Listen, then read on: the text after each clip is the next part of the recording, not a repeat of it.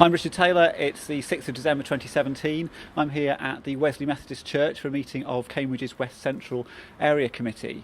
Come along tonight, I think one of the major items of interest is the policing item. So this is the area committee that covers Midsummer Common, Jesus Green, the city centre, and West Cambridge and Newnham.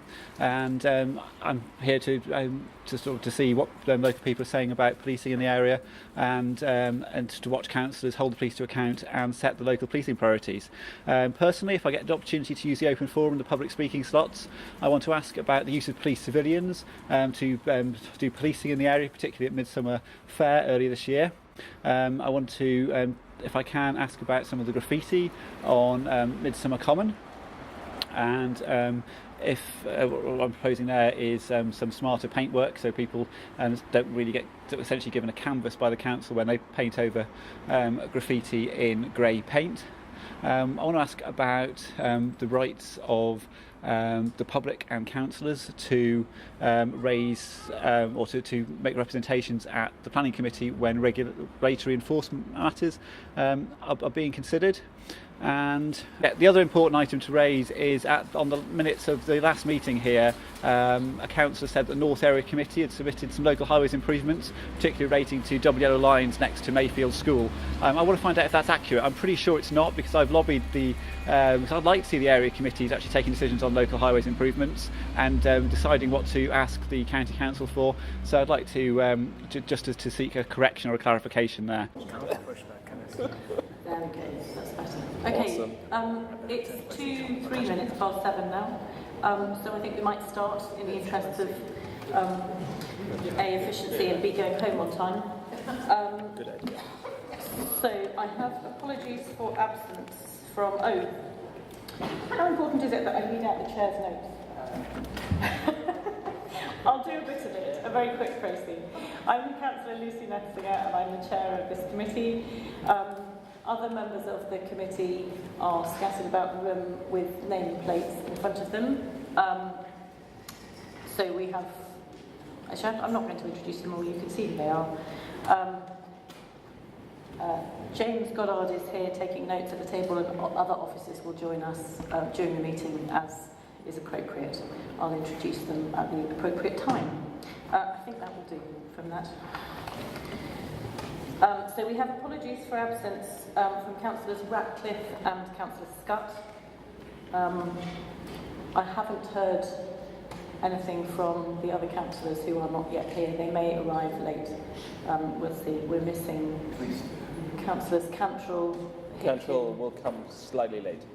Councillor? Slightly later. Cantrell is arriving late. Okay. And Councillors Hipkin and Holland. We haven't heard them. Do I have any declarations of interest? No? Okay, the third item on the agenda is the minutes of the last meeting. Does anybody have any comments to make? Councillor Gillespie. Oh, actually there is one other thing I need to say in the announcements, which is the roving microphones. Please do not turn them off, because there is a slight hiccup with the system, and if you turn it off it will make a horrible, horrible noise. So feel free to use them, but under no circumstances turn them off. Thank you. Councillor Gillespie. Thanks, Chair. Is this working? Yes. In the discussion about parking coaches on Queen's Road, item 17 says that there was a suggestion of an installation of a box junction where the coaches are. That's not accurate. It was just referring to a scheme that was used in London to record number plates for CCTV. I don't think a box junction on Queen's Road would help. Thank you. Can we make a note of that? Any other comments on the minutes? Excellent. Can we turn to the action log then, which is on page 15, item 4. So the first thing is the containers on near the canoe club. Councillor Cantrell isn't here, so we'll leave that for now and leave it on the log just until we know it's been completed, but I suspect it has. The next one, I think the defibrillator, I think we can take off the action log now. That one's done. Oh gosh. Airbnb on Richmond Road. Claire, yeah. excuse me. So there was a planning enforcement notice passed today at the planning meeting. So so that's the situation. So I've been heading that up with officers, obviously, and so we've so we hopefully will move forward from there. Thank you. That's good news, thank you. There is also attached to the minutes a briefing note from the attached to the papers for today, a briefing note from the officers. Sorry, I'm sorry if I'm being a bit incoherent. The reasons were actually in the, obviously, are outlined in the briefing note on short-term lets. There was a change of use, which was one of the key reasons that the planning enforcement was granted. So thank you. Excellent. Tim.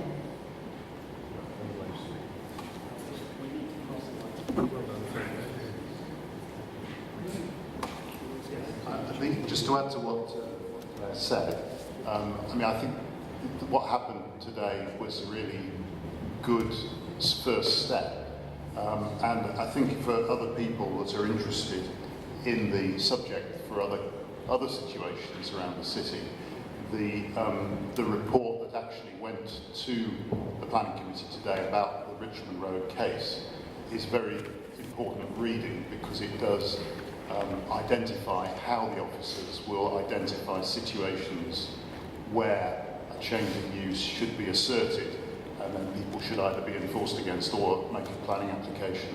And it also gives some basis for how such a planning application would be judged if it was made.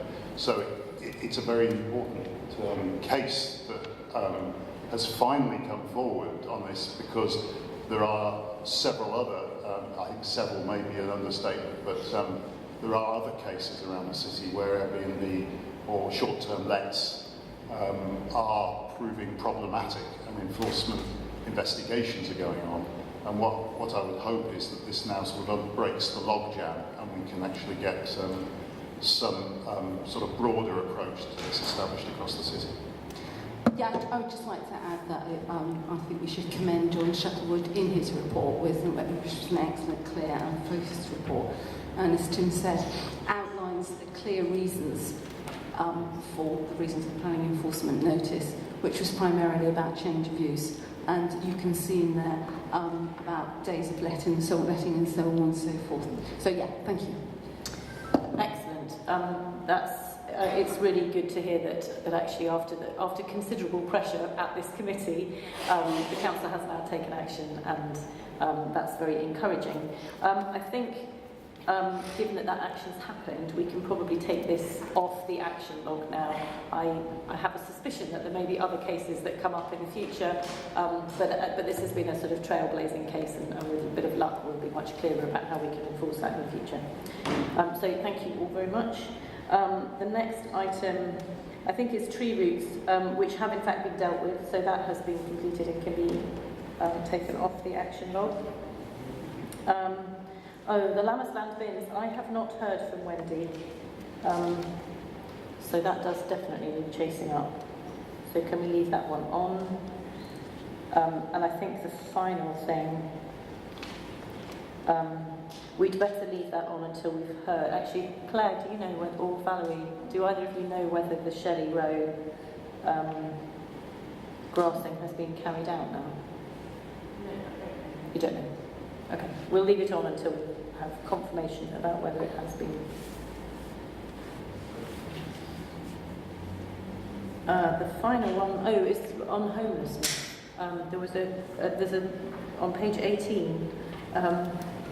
I suspect that will come back in a much greater detail later. I think so. I obviously, perhaps rashly suggested that I would feedback at this meeting, but actually, the note does take note of the fact that Councillor Vick and I are doing an inquiry at the moment, and yes, we're fully working on that, and I think that it's best to leave this issue until we'll report in an orderly fashion after the new year. Would you like to put it on the agenda as a separate item for the next meeting? When is the next meeting? Yes, so yes, it could be in March. Well, then I think it would be, that would be good timing. So let's do that. Yeah, thanks. Excellent, thank you. Anything else from the action log? Okay, I think the next thing on the agenda is an item is a delegated decision which we are asked to note, which is the area surfacing for Histon Road recreation ground. Does anyone have any comments they want to make on that?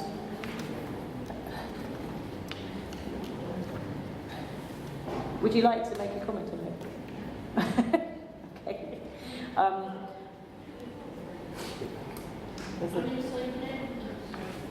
Sorry, I actually work on Histon Road part-time, and I don't think any of the residents down there actually know anything about this. I think probably. It's not something that's actually come up within the North Area Committee, where I thought it would come up. And it's just for the recreation ground, is my understanding, and that's within Castlewood, and therefore it wouldn't come to North Area Committee. That's okay. Is that helpful? But we find it quite interesting. Good. So I think that's just for noting. Excellent. The next item on the agenda is the Policing and Safer Neighbourhoods report, which I think will be introduced by Sergeant Missick. It's been a long day. I need a microphone and I need a copy of my report because I wrote it ages ago. You've got a copy? Yeah, I'll send it.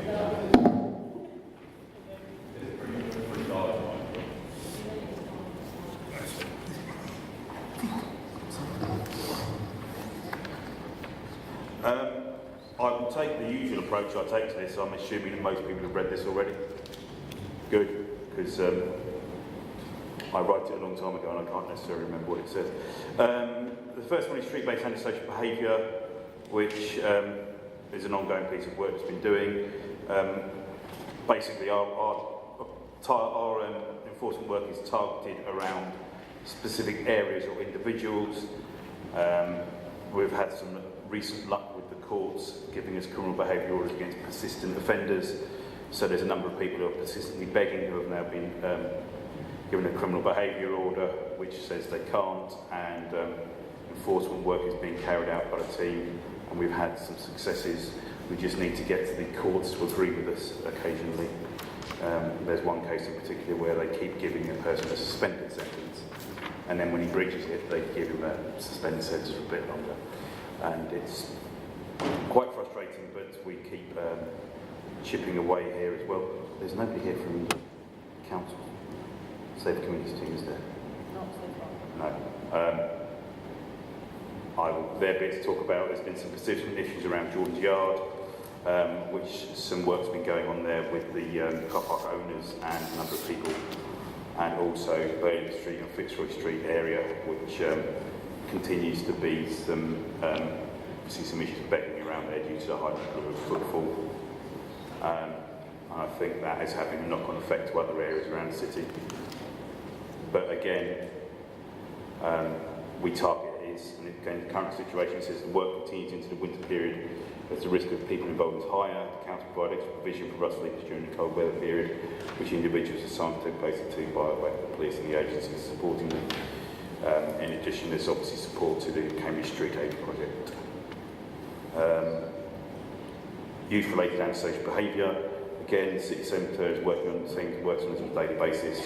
It's part of our core work, really. The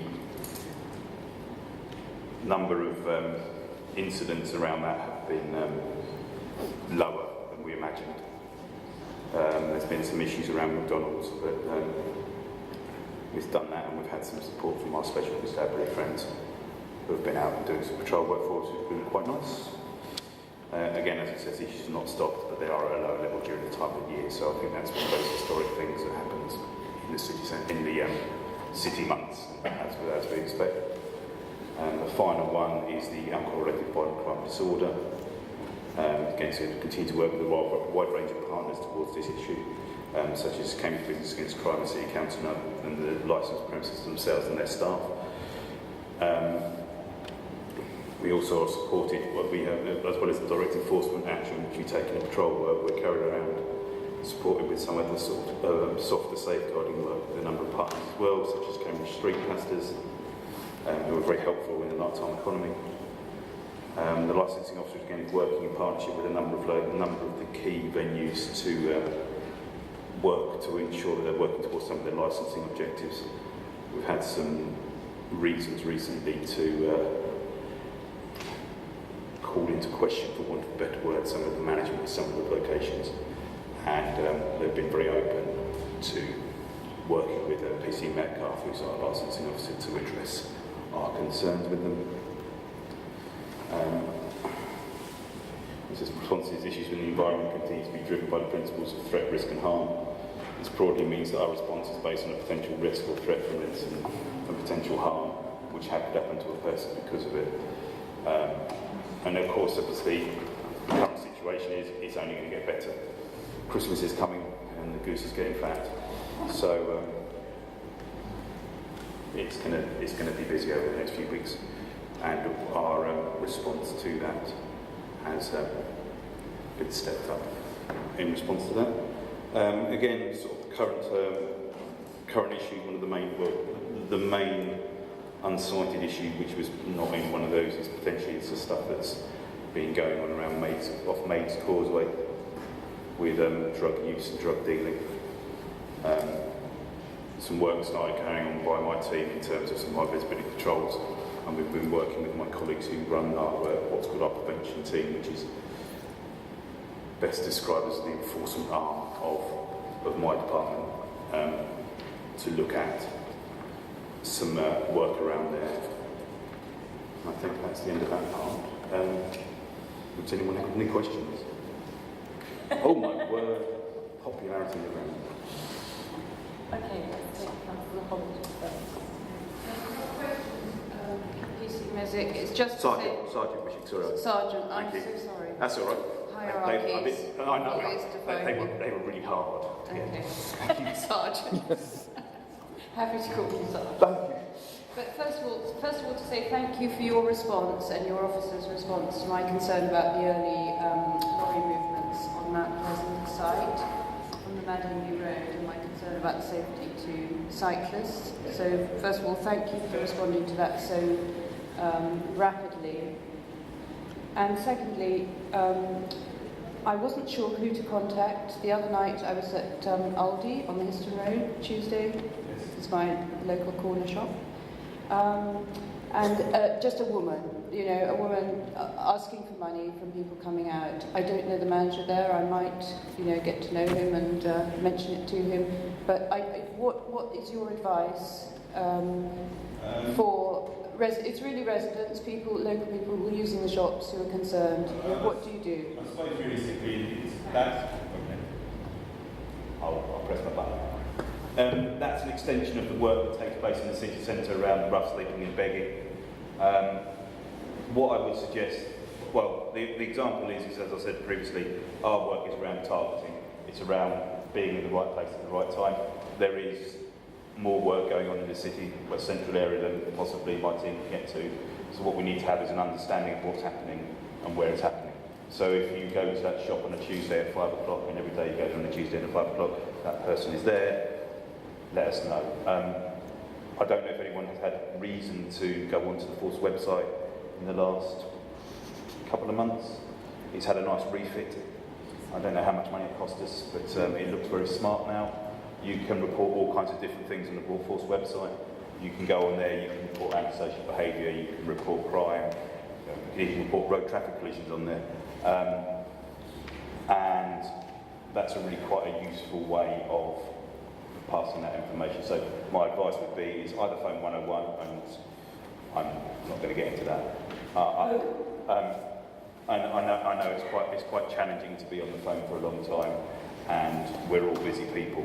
But I won't do it on my phone now. The other thing that is on the Force website now, which I think is very, very useful, is a web chat facility. And you can do it on a mobile phone. And what happens is then you click on your mobile phone, you go onto the Force website, there's a button on the front page that says web chat. You click on the web chat button, and you then web chat with a member of our Force control room. And essentially, it's like using 101, but well, it's not free. It would hit your data use, but it is quite impressive. You can do it on your phone, and you are talking to one of our our call handling staff. It's just the police website. It's on the Force website. So if you just go to Cambridgeshire Police website, which is CAMS, I don't even know. CAMS.police. That's the one. And on the front page there, if you haven't been recently, I would suggest don't have a look. It is a lot better than it was. And on the front, it's all about reporting, and there is the web chat option. And the web chat option is, I keep getting emails from it saying, hello, you've started web chat, and then left. I'm going, yes, I'm just showing people it works. I don't actually need any help. But stuff like that is, I would have, historically, we'd have said phone 101 and tell us.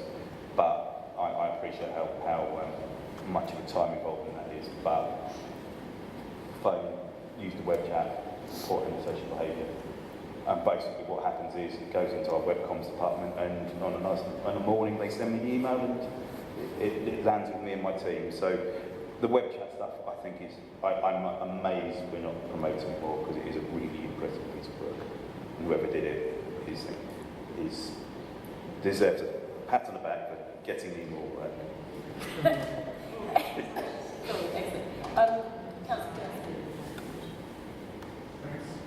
Thanks especially for the work on drug dealing around Maid's Causeway. I felt I saw a change there, but it may be seasonal as well. Thanks also for getting the breakdown in the additional information of violent crime that's led to injury, because that was requested by a member of the public.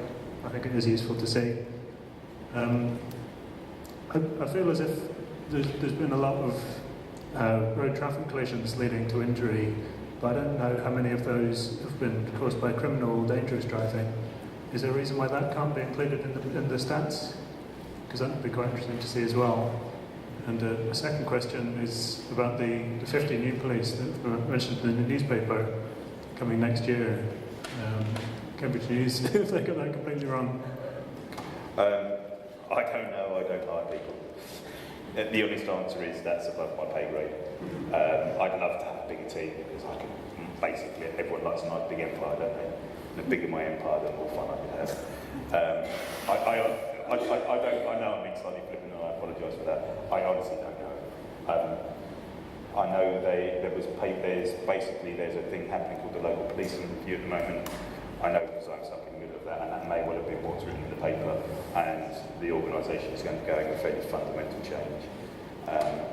That's currently in a consultation phase, and I don't know how that's going to end up. Tell us more about how that will affect city centre policing? When I know, I'll be more than happy to tell you, because it affects me, sadly, vastly more than it affects everybody else, because it's my new job. Can I just say that there has been reports in the paper about that. It's definitely part of the kind of the whole Cambridgeshire thing, rather than a Western Central Area Committee thing. I'm slightly concerned that they're bringing in more police officers and reducing the number of special constables, so that it's some in, some out. But what we could do is ask for a report from the Police and Crime Commissioner for the next meeting, because it's their job rather than Sergeant No. 6. If you would like that, Councillor. The reason I think it's relevant to the area committee is that we set priorities for policing, and I think we often regret not being able to focus on some of the other things and having to leave something as not being priorities. I'd be very happy to ask for either an update or a report from the Police and Crime Commissioner if you feel that would be useful. Yes. Okay, good. Can we put that on the agenda as well? Thank you. It's due to land in April. It's the hope that by the end of April I'll have possibly a job in Wisbech or something, because I've offended too many people. You can say you can hope. In terms of the collisions and the breakdown of those stats, I don't know where to get them. It's not something. Our collision unit is run a Triforce collaboration unit in Stevenage, sorry. And I don't. Whereas the figures that are on that report are populated by me. They're on a force system which I drag off, and then I have to go in and work out which of the assaults have happened with an injury. I don't have that ready access to that information. And what happens is when an officer goes to a road traffic collision, there is a thing called a stats form. And it's a big 5 or 6 page form which you fill in, and it tells you whether an accident happened at a junction, whether there was a street light, and all of these things. It was a stats form, which is actually a complete form. It's a form that goes to the council, and it's the council held that information, and it's how, it sounds awful, the best way to look at it is if you see a speed camera somewhere, somebody's died. If you see chevrons going around the corner, the likelihood is somebody's been in a serious injury. And those figures on our stats form, which is probably what you're actually interested in, isn't our information, it's the council's information. I think that's correct, and actually you can find it. It's on the Cambridgeshire Insight website, but I don't know how up to date it is.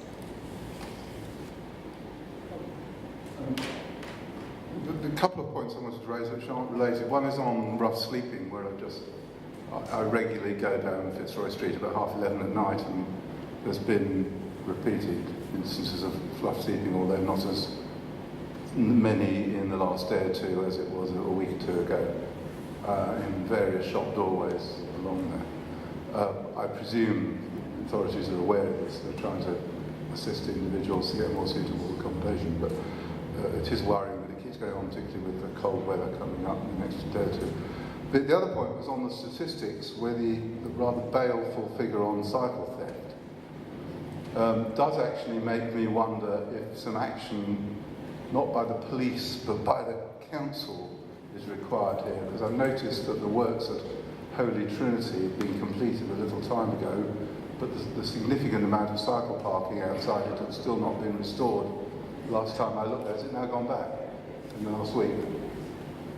Because, well, that was missing for a very long time. It was a very substantial part of the city centre secure cycle parking. And can't have helped the cycle theft figures. And it does actually make me wonder whether, since the city centre cycle parking spaces that there are so well used, I certainly find it difficult at times in places to find free space to park, whether the City Council should renew its search for additional cycle parking in various areas around, not just in the shopping areas, but also in residential areas. I noticed the popularity of large cargo bikes for carrying children means some residents don't have anywhere suitable to park on the pavement, rather obstructive, where there are spaces that could be created for secure, which of course lots of pavement spaces are, and less obstructive locations that could be used by such residents. Thank you, Colin. I think that's a question for the City Council. Okay, go on then, Colin. They do an annual street count of the people found to be rough sleeping in the city, within the city. The last count was 26, so very, very recently. I thankfully didn't get up at 4 in the morning to go and do it. They found 27 people at the last count. 27 people is a significant reduction from the 41 or 42 it was this time last year. The severe weather enhanced provision, which is mentioned in the report, is the City Council project around when the weather hits certain trigger points over certain periods of time.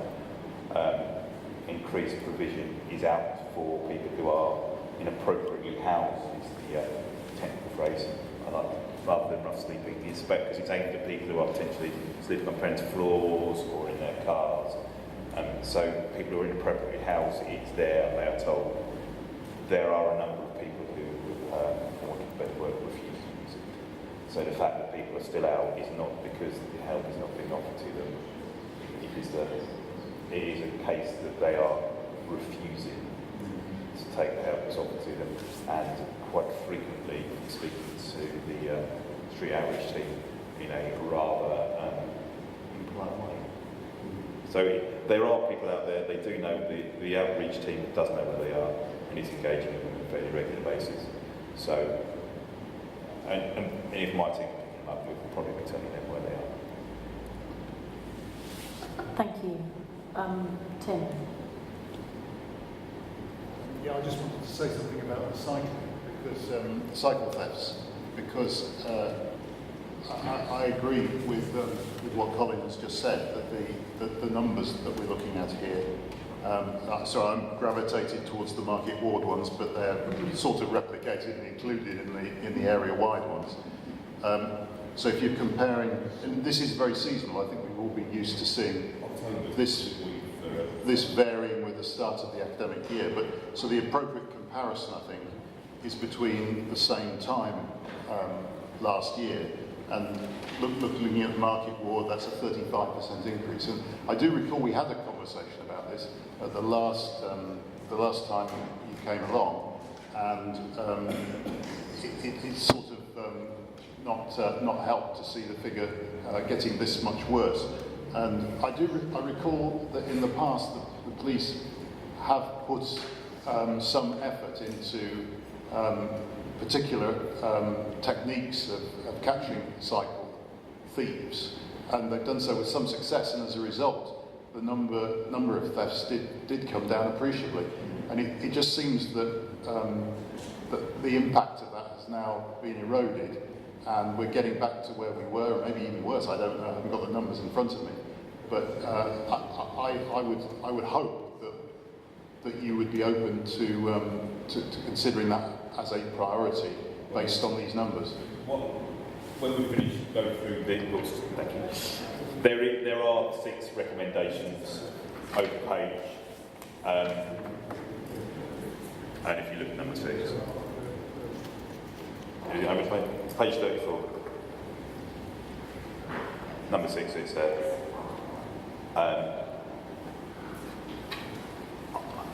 yeah, there we go. I don't want to sort of spoil the excitement of the next bit too early. But I'm answering all my questions before I forget what they are. Thanks. I was looking at the 2 right-hand columns, total crime and total ASB, and all the columns to the left of the total crime column are all crimes, aren't they? Not ASB. So that we don't have a breakdown of the nature of the ASB figures, do we? And I mean, I'm not necessarily demanding that. I'm just trying to, that would be complicated to do with. That beyond complicated, the honest answer. Because for every activity, it's a different. But what happens is that our command and control system has things called closure codes on it, and the closure code explains what the person who's closing the incident thinks is the reason for that incident. So a closure code could be a crime, could be, this is a burglary, tick, that's nice and simple. If you take the example of rough sleeping, that can come down as antisocial behaviour, come down as begging, it can be reported as street drinking, and so for something as simple as kind of, if I want to go and look for instances of rough sleeping in our system, potentially it's recorded 3 or 4 different things. So to break down ASB could be anything. Okay, okay, fair dude. What I'm noticing, of course, is that whereas if you take the area-wide, total crime is up. If you take the same quarters in the 2 years, and it's about 10% up, is it, or a bit worse than that? And total ASB is actually down. I just wondered if you could comment on that. What crime is going up and ASB is going down. So I'm thinking about us setting our priorities, and how in the context within which we might do that. It does appear that there is, I think it's a national situation, isn't it? The crime rates are rising, but there does seem to be this distinction. It's not very. It is marked, because if crime is 10% up and ASB is 10% down, then actually that's quite a significant move overall. So I just wondered if you would comment on that to help me in terms of thinking about the priorities. The look on my face probably belays that I don't have an easy answer to that question. I think our conversion rate, which is the number of incidents which become crimes, has gone up. So stuff that potentially doesn't close as a crime would close as antisocial behaviour. But if there was, as one goes up, potentially that could be why the other one's going down, because we're converting more of our incidents into crime. So it wouldn't necessarily turn up as an antisocial behaviour incident, it would turn up as a public order crime or assault crime or criminal damage crime. So it would end up in the total crime column there, not the antisocial behaviour column. It would be something to do with the. Don't turn up. I didn't. Never did. Not me. The honest answer is I don't have I don't know why it's changing. I review, one of my daily jobs is to review the antisocial behaviour that gets reported in the city. On a goodness, you're talking about the whole city. On a good day, you're talking 7 or 8 reports of antisocial behaviour across the city, and that ranges from all. If you think somebody can be antisocial in that manner, somebody's done it twice. And on a bad day, it's about 17 or 18 incidents. So it changes on a daily basis, and it's really sometimes quite hard to kind of go, well, okay, that's busy because it's Friday, but you come in and go, why is it so low today? And it can be the weather's nice, so people are out later on and drinking heavier, and there's more antisocial behaviour. Yes, I mean, I realise that things are bound to have random variation. I understand, but there does seem to be this trend. So it'd be quite interesting for us to just watch it over the next few months. I just wanted to talk about the shoplifting figure. Well, I mean, it's market. I think that market dominates these figures altogether anyway, doesn't it? But I mean, it's a very substantial increase in shoplifting, and I just wondered whether what you feel about. I mean, again, I'm comparing year on year, and I just wondered what you feel about that. I suppose in particular, I just wondered whether this is associated at all with sort of enforcement against begging, or There is a potential risk that if you stop people begging, their general response is, I'm going to rob little old ladies, because what they don't want you to do is address their behaviour. So they think that by saying, I'm going to commit another crime, we'll go, oh, no, don't rob little old ladies, please carry on. There is, again, it's what I would, that and the pedicide, as I said to Councillor Vicker, it's a cumulative crime. It's about people stealing something to fund a habit generally, be that alcohol, be that a drug habit, be that a gambling habit, be that any kind of habit. It's people are stealing stuff to get something, and and if you look at the shoplifting and the sort of theft of the pedicide, they're both going up in a similar kind of pattern. My maths is nowhere near good enough to work that out now. So, some of the people who beg do shoplift, but I don't think stopping people begging is increasing our shoplift. Thank you. Councillor Holland. I've just some feedback about my personal experience in relation to trying to track down the theft of my quick release tandem bike wheel. It was taken in daylight on Pease Hill between specific times, and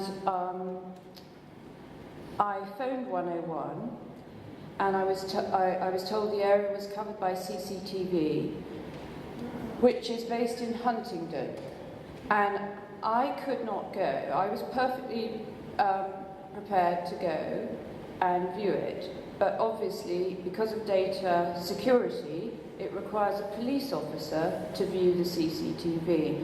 And I quite understand the resources. They're not there to go looking for my tandem quick release bike wheel.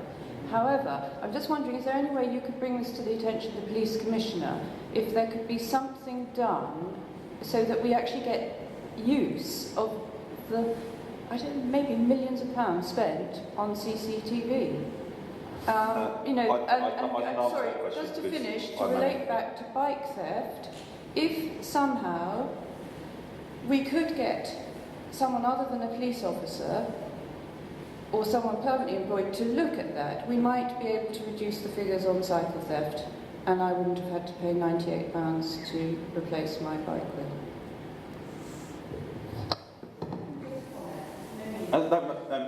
Mandy does it for me. It's not a police officer.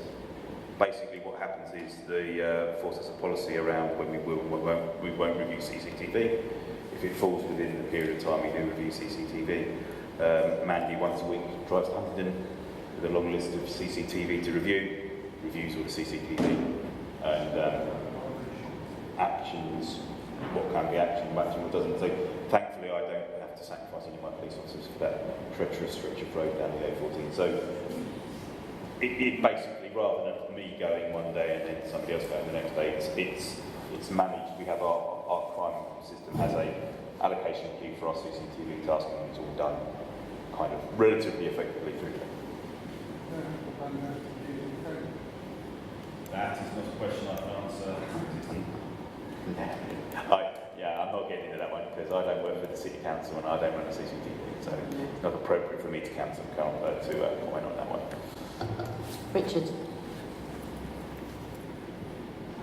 Thank you. I'm Richard Taylor. I came to the last policing item at the West Central Area Committee to talk about the Community Safety Accreditation Scheme. I only got a one-word answer, which I didn't give much weight to, from the police. I got no comments from the councillors, so I've come back again today. The Community Safety Accreditation Scheme is when policing powers are given to civilians, and that happened in the West Central area this summer on the day of Midsummer Fair.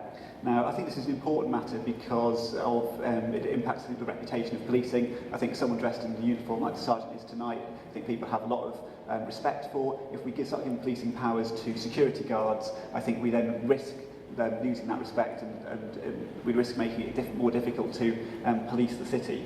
It was very difficult for me to work out what was going on Victoria Avenue Midsummer Common earlier in the summer, because the people who were given these powers had badges, Community Safety Accreditation Scheme badges, which had the crests of various different forces, not all Cambridgeshire. And these are powers that are given out by the Chief Constables in each force area. Now, I have been to the Police and Crime Commissioner. I've approached the National Police Chiefs Council to ask them what's going on, because I'm wondering whether there is perhaps some kind of national accreditation for a security company, perhaps. But I've not been able to find out. So what I'd like to suggest councils do is work out councils should get consulted every time one of these schemes comes in. That's what the law says. I think it's really important that the public who are in Cambridge know who has these powers and why.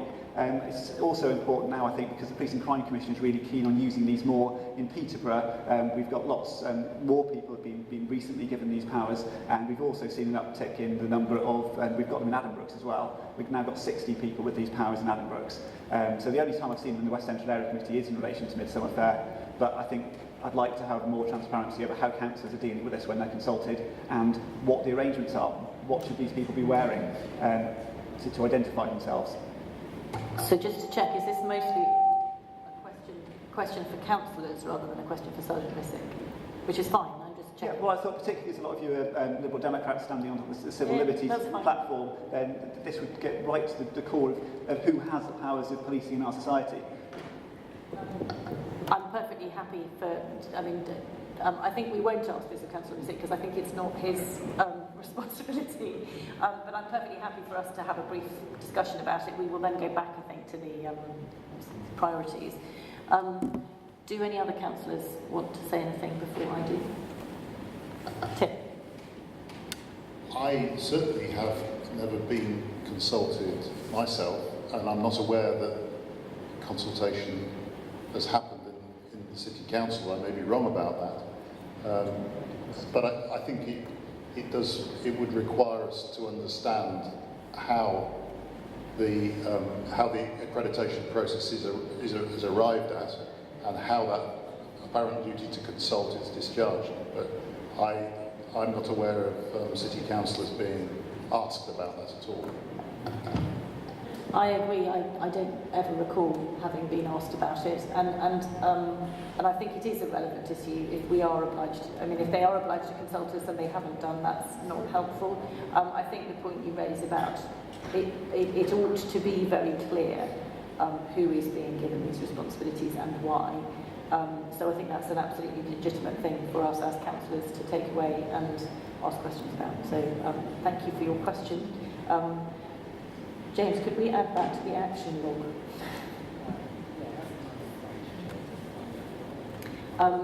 A request for more information from the City Council about the way that consultation is undertaken in this area. Is that okay? Well, it's from the Police and Crime Commissioner and also the Council, because if there's an obligation to consult councillors, we want to know who is being consulted, because we are not aware of having been consulted. Could I just suggest, because I didn't know about the scheme, I know nothing about it, and certainly in my, short time back as a councillor, I certainly haven't been consulted. but I mean, I think we should actually call somebody to come to speak to us here next time about this, because I mean, you know, I think Richard Taylor is absolutely right to raise it, and I think we should, you know, rather than just having a written report or anything, I think we should ask the relevant person, whether that's from the City Council or wherever, to come and tell us about this scheme, what the consultation requirements are, and why it is that, you know, I mean, no councillor is dissenting from this, you know, common view that we don't know anything about it. So, should we make sure we get the right person in front of us next time? Well, there has already been a suggestion that we have a report back from the Police and Crime Commissioner at our next meeting. I don't know whether we'll get the Police and Crime Commissioner himself or somebody from his office, but they would be an appropriate person to pick this up. Let's make sure they're really jetted up on it then, and that they don't turn up here and say they don't know much about it. Let's not waste, you know, yeah.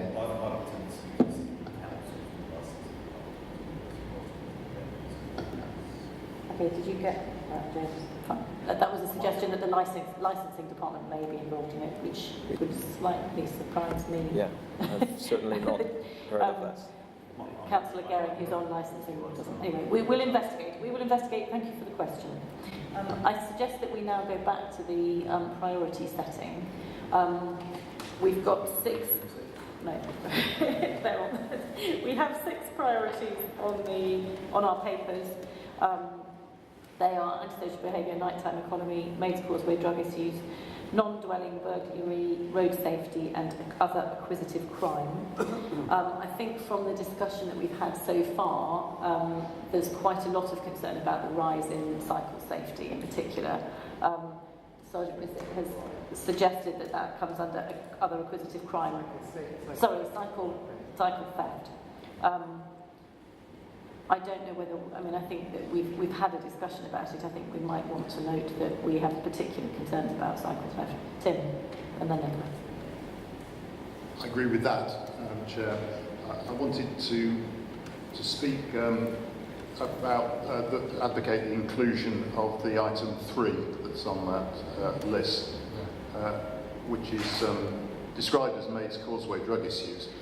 I think it would be very useful if it was described as the Brunswick area, which is much more where the concern was about, between Maids Causeway, Newmarket Road and Midsummer Common.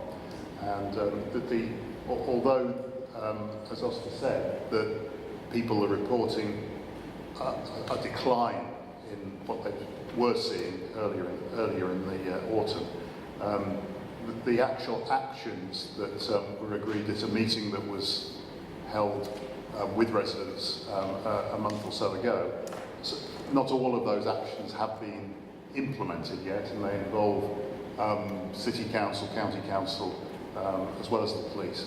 I think it would be really bad if we didn't make that a priority to ensure that stuff was carried through. It includes CCTV, it includes an extra street light, and I think the evidence of continued high visibility patrols in that area would really be appropriate to make sure we don't see a recurrence of the issue. I'm glad Tim only mentioned 2, because I'd like to propose a third one, which is slightly different. Sergeant Missick, I don't know if you had an email from a resident of mine in Market Ward a few days ago, but the issue of cycling during the daytime along Fitzroy Street and Burley Street has been raised with me, and I do think actually that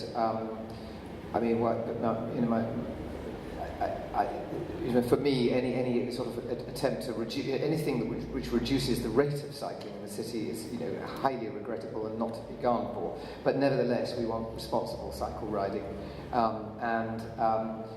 there's the problem in the city centre, specifically on the Trinity Street, Sydney Street loop of cycling, which it may be legal but is dangerous, as it were. But there is the issue in Fitzroy and Burley of the daytime ban on cycling, and the observation is that this problem is increasing, and I think I do feel quite strongly actually that because of the very heavy footfall of pedestrians along there, that it is very dangerous when people are cycling, and especially when they're cycling fast along there, during the hours of ban, and that's not just an issue of bad behaviour. behaviour, it is an offence, isn't it? And so I would like to propose a third priority, which, well, I suppose it comes into number 5, doesn't it, road safety, but to be more specific about that, I'd like to suggest that there is some attention given to cycling during the daytime ban on Fitzroy and Burley Street. And can I just make a general point? Just that, looking at the 3 priorities that we've had for the last 3 months, an awful lot of what we're being told really about them is very generalised stuff. It's very much about core activities that are going on anyway. I think we need to be very specific in these priorities that we give to the police, because then we can measure how effective we are being in asking them to take on these priorities. I don't mean to put excessive pressure on Sergeant Missick about that, but I think we need to try to home in onto very specific things. So the reason why the Brunswick thing is a very good one, because the police know exactly what we're expecting them to do, and we can look at the outcomes quite probably fairly accurately from that. That I think is really helpful. So I think it's a good idea. Where some of these priorities are very general, nighttime economy. This would be around the policing of this key period. Yes, it's true, it is a key period, and one can imagine that it will be busy with problems and so on, so one might say it is a good priority to pick. But I'd like to know what the additionality is, really, that we're going to get out of picking, that or any priority, and I think our public would expect us to achieve additionality. And so I suppose in that sense, I'm hopefully giving my idea of looking at the Fitzroy-Burley Street cycling problem a bit of a boost, because that is very specific, and I'm not saying it's very easy to measure the outcomes, but at least it's a specific request.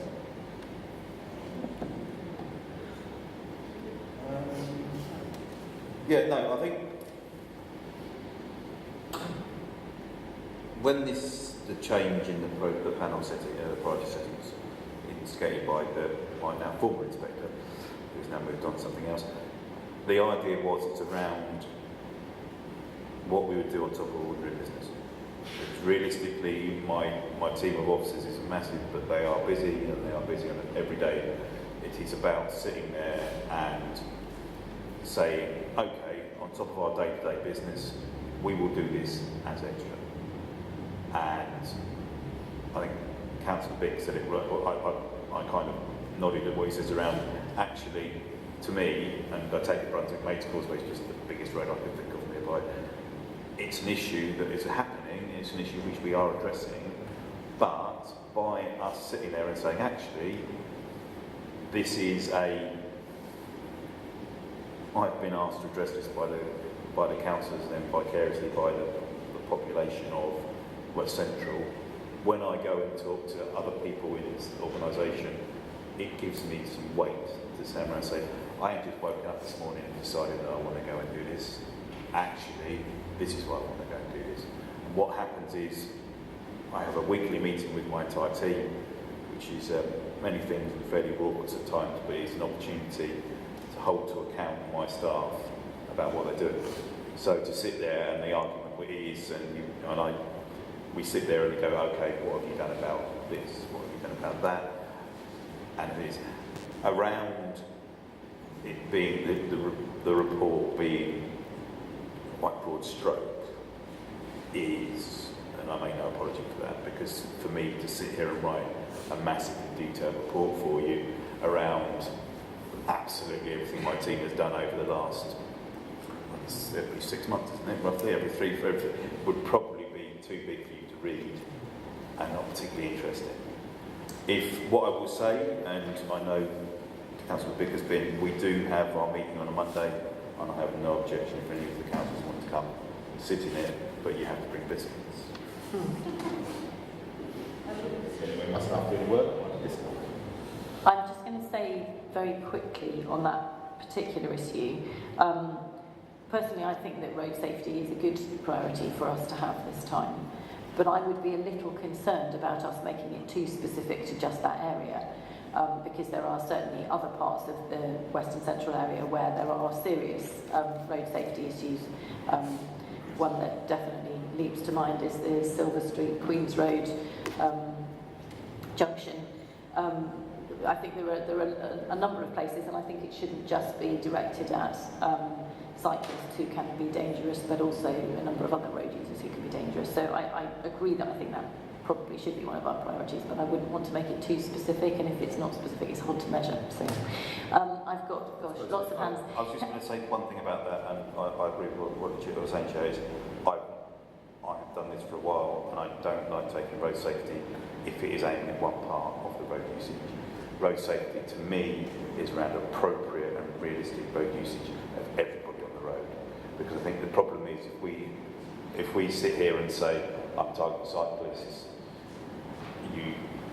okay, and then the other part going, well, that's not fair, you're just targeting, you're targeting taxi drivers, that's not fair. And I think we need to be seen to be even-handed in our approach. Sorry. Okay, Councillor Gillespie, then Bev, then Colin, then Marcus. Thanks, Chair. Just on the issue of priorities, wasn't there just a discussion between the area committee chairs about how to deal with police priorities? I think we need to work out what we want in order to coordinate well between the area committees. I would prefer to have a broader target for these things, because I'd agree that I'd like to see road safety dealt with better, but my interest would be different.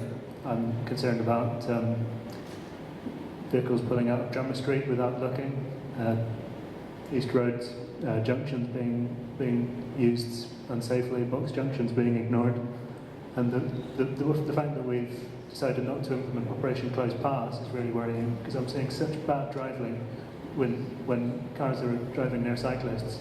I would really love to make that a priority, but the Maids Causeway drug issue, I'd say I'd probably take slightly differently as well. I'd prefer to include Christ Pieces and East Road as bookends for the area affected. So I think there's something worth looking at there. But if we're proposing 2, 5 and 6, as we seem to be, then I'm for that. 3, 5 and 6, and Bev. Just wanted to make a personal point about Fitzroy Street, because I'm slightly uneasy about Nicholas Tone. I think there should be enough room for everybody on that street. I mean, pedestrians and people on bikes. I think part of the difficulty is that it's perhaps not as clearly signed as it could be. I'm sure there are people who genuinely, despite what people might think, genuinely aren't aware that they shouldn't be cycling along there during the daytime. And until the SPD comes in and maybe changes that, I think perhaps better signage would be better to deal with the fear some people have around cycling, which, yeah. Thank you. I just feel it's a perception of danger rather than actual danger, but I want to try and respect that. But yeah, I think we need better signage, Thank you. Enforcement. I think we will note those comments. I think in terms of police priority setting, we're not going to start discussing signage, but definitely noted. Thank you. Colin.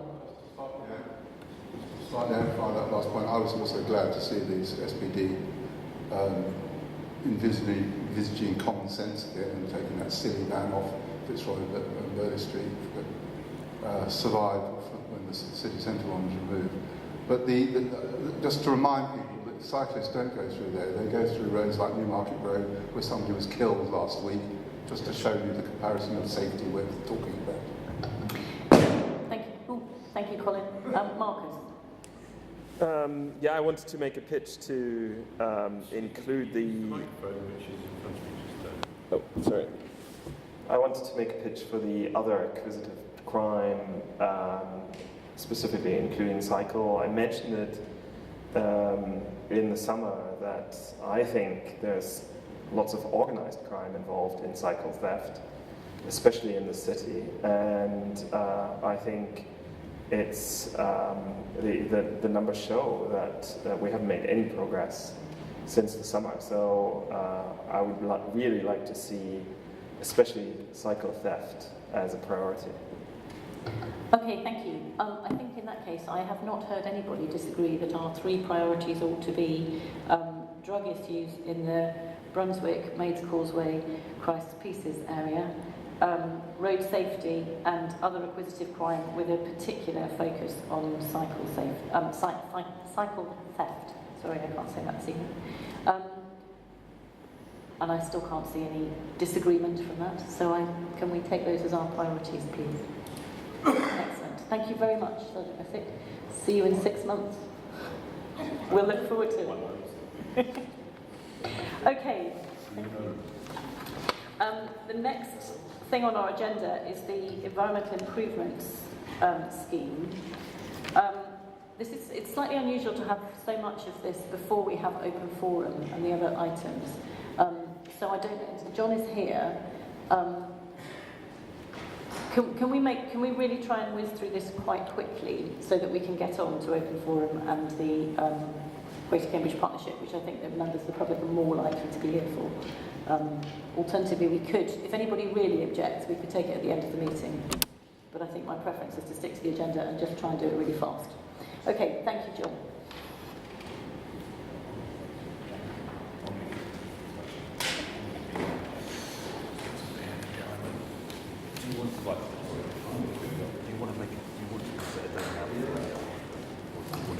Thank you, Chair. So the purpose of this item is to update the Area Committee on progress in developing and delivering environmental improvements that have previously been allocated funding through the Area Committee delegated decision-making process, and to consider most recent applications that have been received in the invitation round at the back end of the summer, early part of the autumn. So just recapping on what environmental improvements is about. Hopefully most of those in the room this evening are fairly familiar with the process and what EIP is intended to achieve.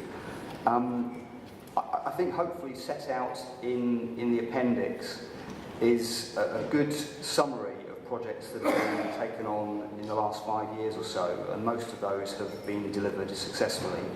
There have been some projects that have had difficulty being developed and being implemented, and those are listed in the appendix, Appendix C, and also there is some narrative in the text to the report. I think generally the value of environmental improvements is recognised and certainly appreciated. Certainly at a council level, there is a commitment to continue funding environmental improvements for the current year and for next year. What's different about the report this time round is that we were a bit later in the year inviting new project applications, and one of the reasons for that was that we were asked to take stock of the successes of the programme in recent years, and where there might need to be some further adaptations made to the process to try and make sure it remains focused for Cambridge's needs today and moving forward. And that culminated in consideration by the Council's executive, which looked at a number of projects that hadn't moved forward significantly in recent years across the city. There were a small number in West Central where it was certainly questioned whether the projects still were worth pursuing at this time, or whether there are other dependencies that needed to determine one way or another in order to inform whether those projects were still viable or even still needed or appropriate. So those are listed actually in paragraph 5.4 of the report rather than 5.2, so my apologies for that. So we have 4 projects in West Central. An aspiration to provide further traffic calming measures in Grantchester Road is the first one listed, and that's listed as reference number 2 in the appendix. Number 32, reference number 32, was for a consultation on further parking management proposals within Union Ward, particularly around some of the narrow sort of Victorian streets, the sort of Derby Street area. There was also a project for Elm Street and Prospect Row, and also the last one listed there, number 38, was to introduce a weight limit in King Street. Now hopefully the comments in the appendix against those references give an update on what the current position is and why those projects for one reason or another have been brought forward for further review at this stage. Moving on, because I'm conscious of time, obviously Appendix A sets out the new applications that have been received that at this stage are considered potentially to be viable. That there haven't been a large number of new projects in West Central this year. Looking at the funding that's available, we've found that actually we've got quite a bit of rephased funding from previous years in all areas in EIP across the city.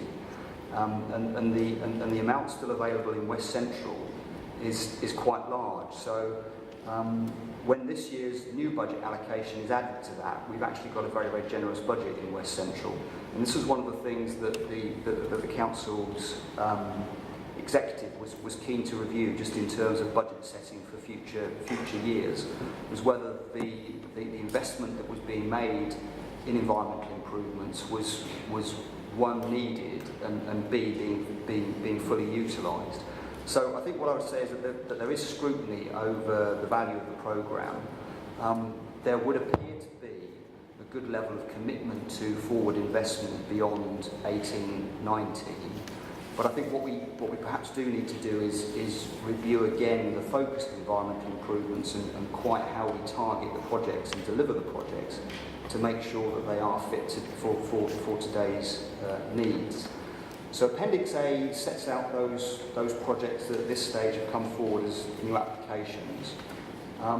What I would stress is that I've added this time a red, amber, green delivery rating flag that hopefully members will find helpful.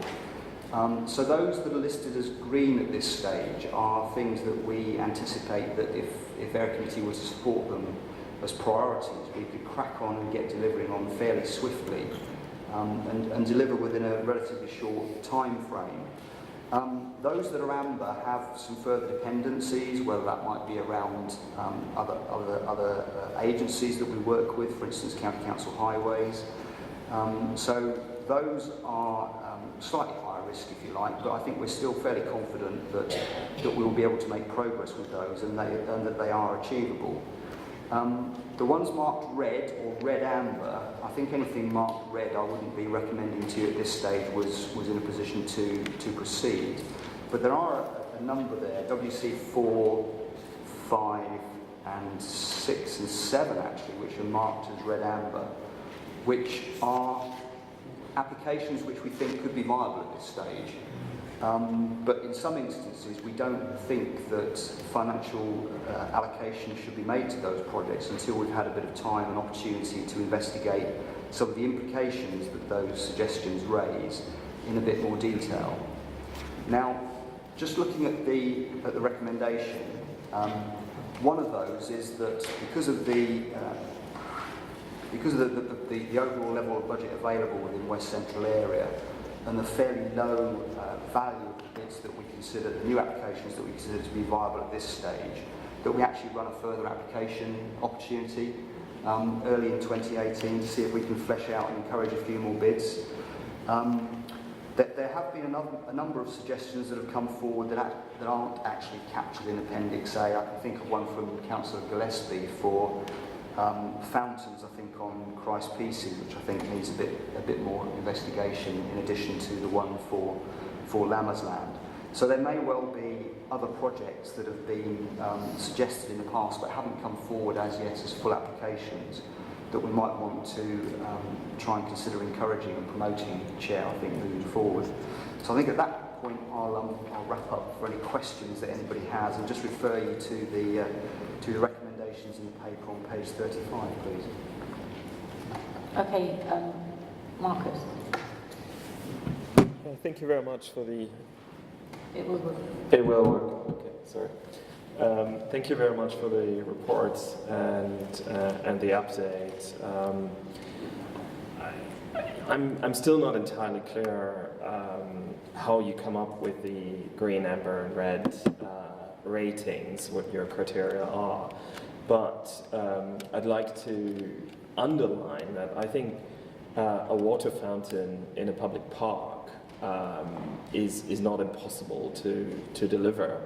And so I would strongly encourage you to maybe re-evaluate at least the Lammasland fountain. It doesn't have to be next to the kiosk. It can be in the vicinity, but there's certainly enough water available because you have the pool right next to it. So the mains are already in the park. You don't need to create new mains for that fountain.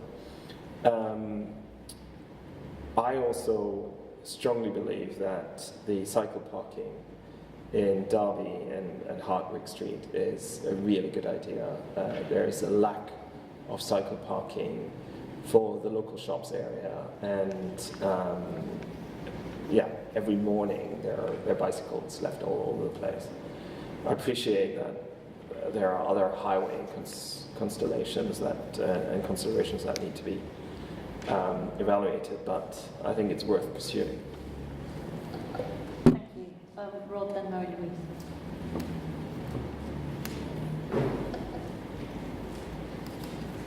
Thank you, Chair. I had a few comments. Firstly, with reference to the schemes that we're contemplating removing, number 32 I think we can remove, because I think the county councils actually got their act together and actually doing the consultation forward, so we don't need to give out £2,000 to the county council, because I think they were funded by the Greater Cambridge Partnership to do the consultation, so happy on that. On the Grantchester Road traffic calming, I still think we need to think about that, partially because I don't think there's sufficient evidence that actually the 20-mile limit, the 20-mile-per-hour speed limit has actually been effective in that part of the ward.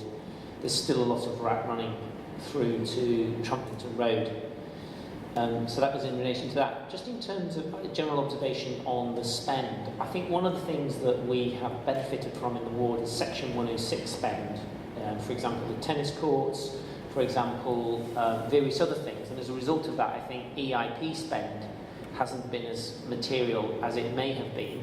My understanding that Section 106 money is not going forward going to be as material as it has in the past. So I'd just be cautious in terms of assuming that we haven't got things to spend the money on. It's just that we've found the money from another pot. And then I would vigorously support not only all the proposals, but certainly the ones I put forward. And thank you. obviously, can I just make one additional point? The 2 points on the proposals I put forward. One is, I think the idea of a fountain on Lammasland is applicable to the parks across the city, actually. I think if we went back 15 years, there used to be a fountain on Lammasland. Yeah. And on some of the other key parks. And so I think it could be applicable across the ward. The studs on Gough Way have been highly successful on the part of Gough Way between the bridge and Cramner Road. But then people have pitched into darkness again for the last bit. So it's kind of just finishing off a project that was already started, basically. Sorry, Chair. That's fine, thank you. Mary-Louise, and then Oscar, and then Colin, I think. I'd just like to fully support what Cantrell and Gary have said about the drinking fountains. I mean, I think there's an actual national project rumbling away about drinking fountains in order to reduce plastic bottles, and Lammasland kiosk seems one of the most appropriate places in the city to have one. So for that to be red amber, when we've got, as we've been told, huge sums of money to spend, and that's a relatively small spend, big question there. Now, I'm really disappointed that the project for Northampton Street, that is WC6 on page 44, which is residents brought forward to me, again is red amber. And the comments, I don't think, are sufficient to say that on-street parking, which are already at a premium in this area, and practicality and cost. Now, this is a neglected part of the city, and particularly of Castle Ward. And in recent years, residents are coming to me, particularly with the major development on Kettle's Yard, wanting improvements to this essentially residential area. So I'm very disappointed to see that's red amber, potentially off the radar. And the second project, John, which I did mention to you, which again the residents brought forward to me, was the Northampton Street.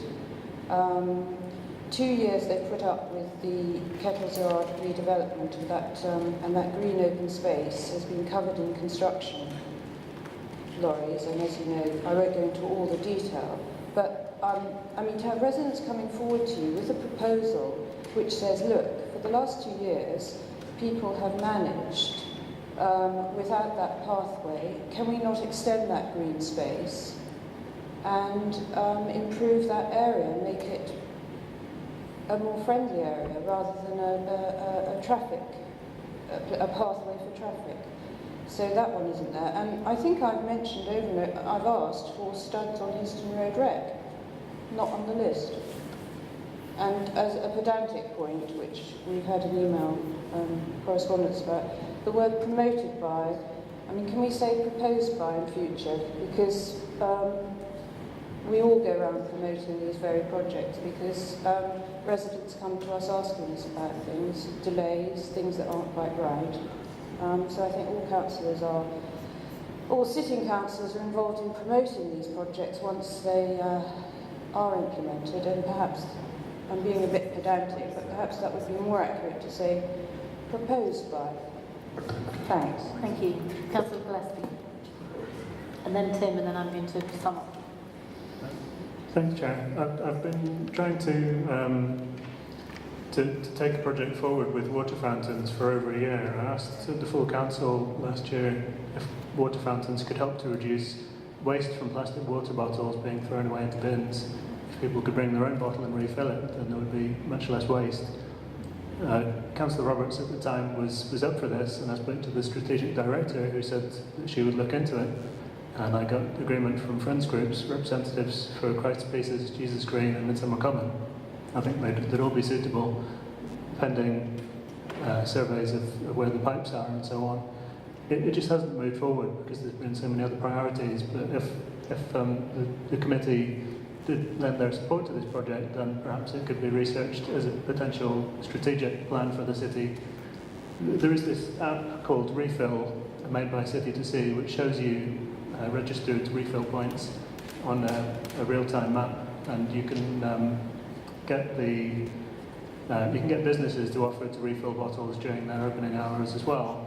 But the drinking water fountain could be open 24/7, making it very easy to get a drink of water wherever you are, which will also save people money. So yeah, I'd like to ask the area committee to support this as a general approach and invite possible other proposals around the city. The second point, I'm really happy to see the proposal from Councillor Bick about wildlife enhancement in the city centre. Looks fantastic. I would like to know how it will work with the management plans that are being brought in for Christ's Pieces and Jesus Green. If the management plan will include upkeep of these, or if it will cause a delay for the management plan, because they will involve some upkeep, I suppose. But very, very happy to see them. Thank you. Actually, I'm going to go to Colin Rosensteel next, who's got a question about the proposal to drop the weight limit. I actually wanted to raise 2 points. The first one was the proposal on the tree on City Road. I'm aghast that this hasn't long been done. I think that tree was originally planted before I was a councillor in the early 70s in the general improvement area in that area, where I lived at the time. So the tree lived there for over 40 years, and it's taken God knows how many years just to replace it. It's ridiculous. Absolutely absurd. And certainly 4,000 quid seems ridiculous to the bill to do so. And why general improvement area tree planting didn't have any provision for replacement in case they failed is another mystery, because this shouldn't have to come out of an improvement project now, when it was an improvement project 40 years ago, much appreciated at the time, and it was a very nice tree. I'm really sad to see it go, and didn't really understand why it was removed. To come to King Street, I'm a resident of King Street, as many of you know, but I'm not the one most affected. The people most affected by the heavy traffic that pounds up there every day, the people whose bedrooms are on the pavement, who live in Manor Place. Those flats were designed in the early 70s. A new road, Manor Street, was constructed to take the traffic onto Jesus Lane. As far as I can see, but I've never managed to pin down the reports of over 40 years ago, the plan was to close the Four Lamps end of King Street, which wasn't done.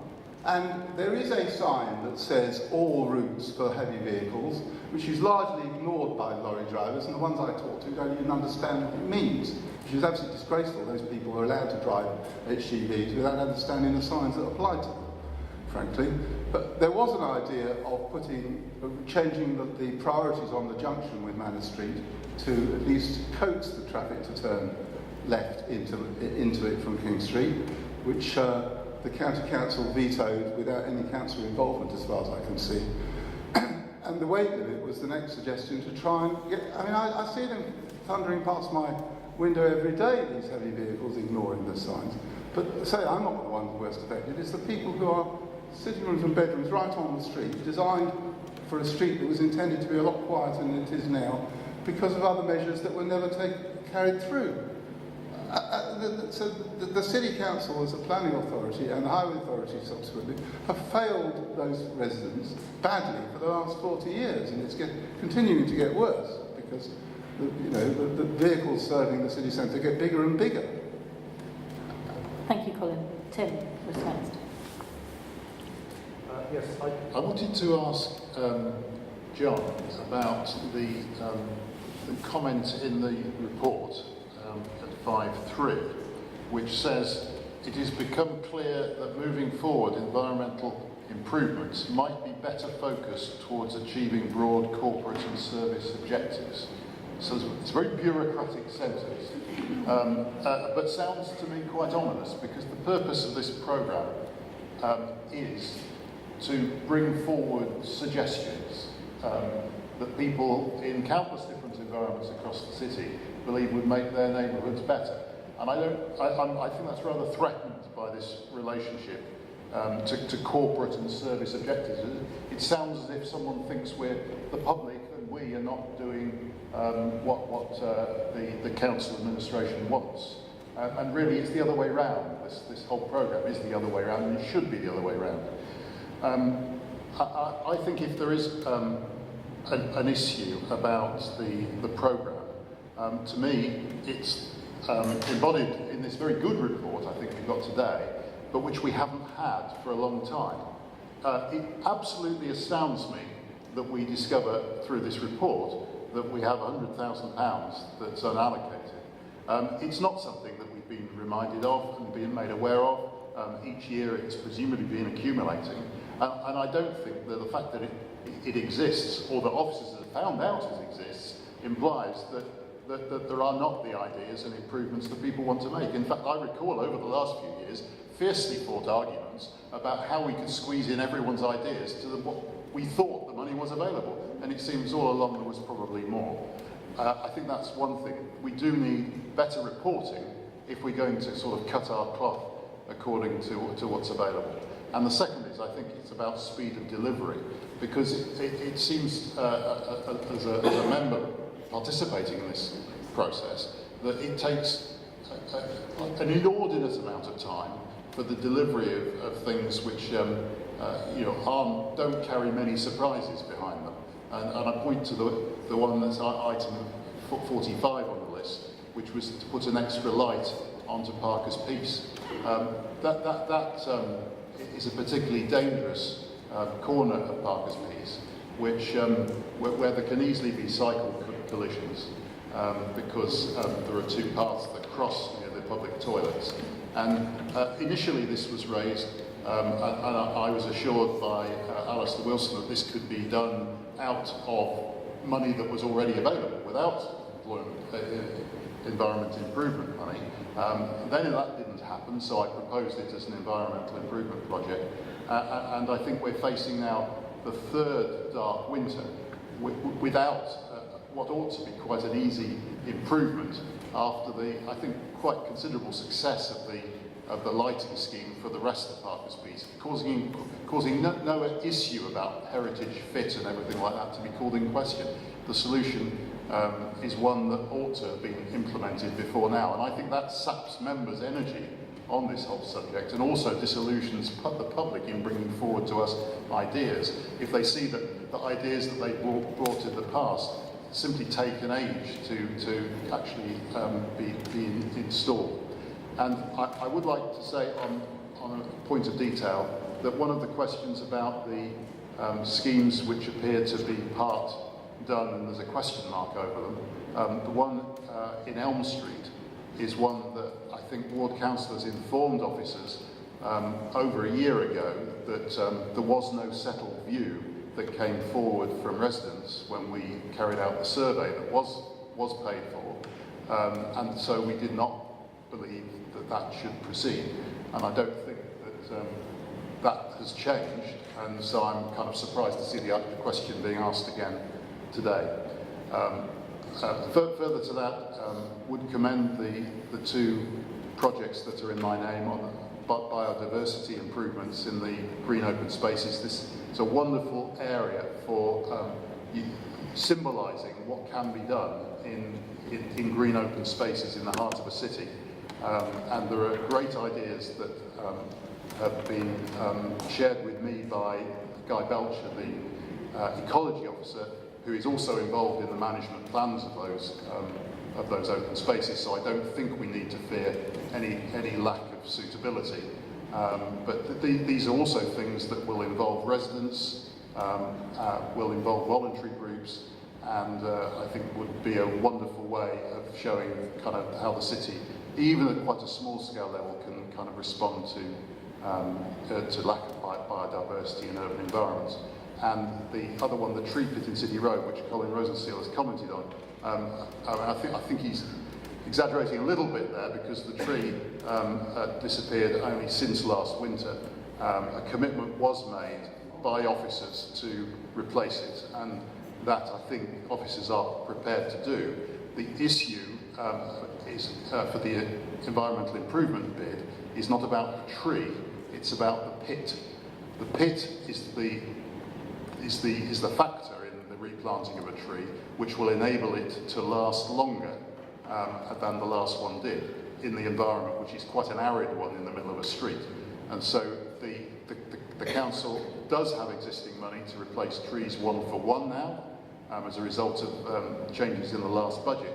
But what it didn't have was the money to provide a tree pit for everywhere that didn't have one, and that is an expensive piece of equipment. But I think if we care about the trees, rather than just expecting them to be replaced too often, we need to be prepared to invest in the means of them surviving as well. Okay, I'm keen to get through this because I know that there are people waiting for open forum. Really quickly. The Oxford Road traffic calming. Now, to mention that that's completed, this is an example of a project that hasn't even started. The university has given substantial money up front to the county, certainly over 3 years ago, if not longer, for this traffic calming scheme. And as far as I'm aware, it's in progress, it's being discussed, plans have come forward with residents, they've fed it back, and nothing's happened. So John, I'd just be very interested to know how is that, can you tell us more about where that project is? Because to say completion expected winter 2017-18. Okay, can I want to sum up on this now. If you want to come back afterwards, Claire, then do. But it said, just to answer Mary-Louise's point, it says on page 47, that completion is expected in winter 2017-18. So I imagine that that's happening. But I did just want to make a comment on that. So that was proposed by John, wasn't it? And he got the funding. And I think residents at the moment are looking at working with Christopher on plans. But I don't know that we've got a completion, a date. Thank you.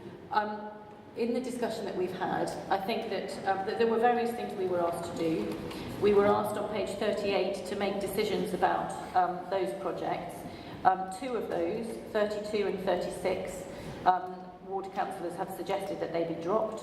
So that's the Newnham Parking consultation, which is already happening, and Elm Street, on which there was no settled view. Just speak on the Elm Street one, because you don't want to.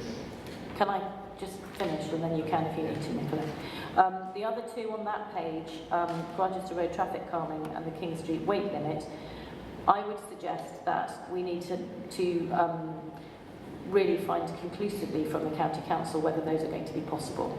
So rather than dropping them, I would like to suggest that we get a more detailed report than this back to the next committee meeting to decide whether they're going to be feasible or not. Can I carry on, Nicola, and then you can respond when I finish? On the other ones, we've been told that there is a lot of money in the budget, which I think Tim correctly says that we were not aware of. Given that there is that money in the budget, I would recommend that we allocate it to all of the projects that have been put forward, whether they're green, amber or red amber, for more work to be done on them. On the red amber ones, there's been considerable support in this meeting for the fountains, not just on Lansland but across the city. I think that it would be the Newnham parking one.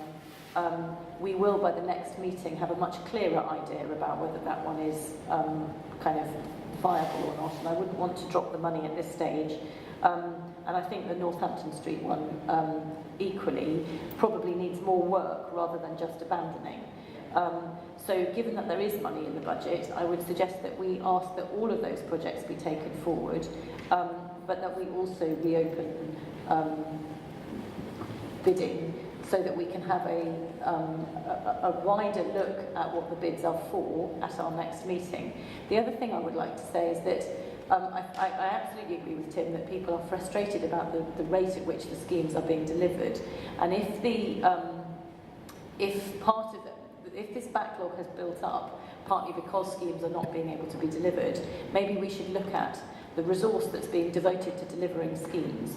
And I wonder whether, so what I'd like to ask is that we have a report. I think they normally come every 6 months, but could we also have this back to the next meeting? Possibly with, I mean, maybe we should get the executive councillor who's responsible for this area to come and talk to us about the way the scheme, the whole project, the whole environmental improvements programme is managed. Because it seems to me that there is an issue about the way that these projects are being managed. That's not for you to talk to.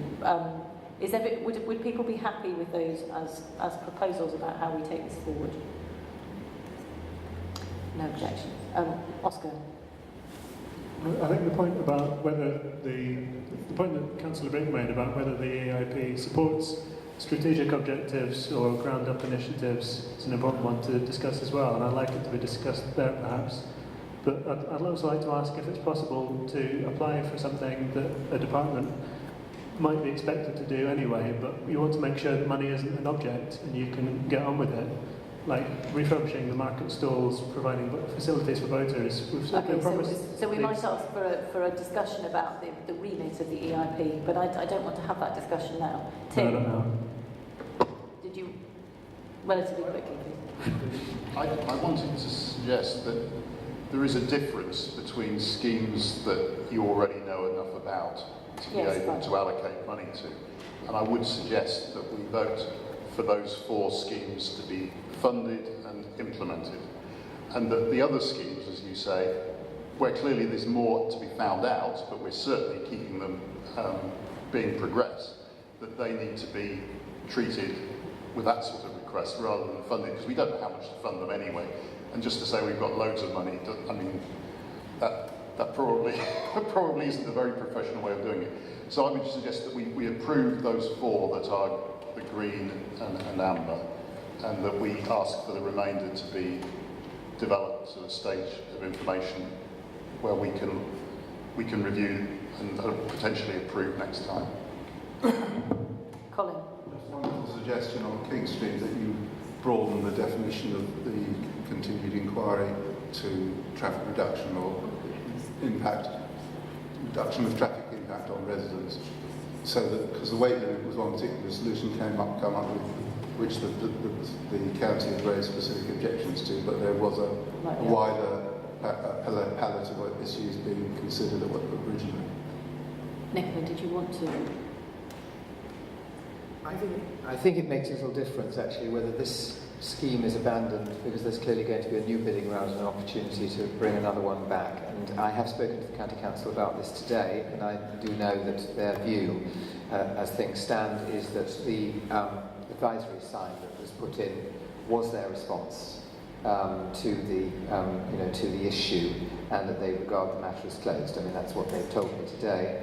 But I mean, I think that I can do some more work on it and see whether or not it feels worthwhile bringing back a new bid. So I think in this case, I reserve my right to bring back a new bid.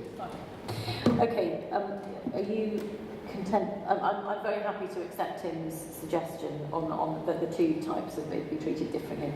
Are you happy with those as recommendations, Jen? Excellent, fantastic. Thank you very much. So, just to be clear which ones are going forward, I believe that those are the city centre open spaces enhanced biodiversity. They're the top four, aren't they? No. 1, 2, 3 and 5. 1, 2, 3. 1, 2, not 3 and 5. So all the ones that aren't red amber.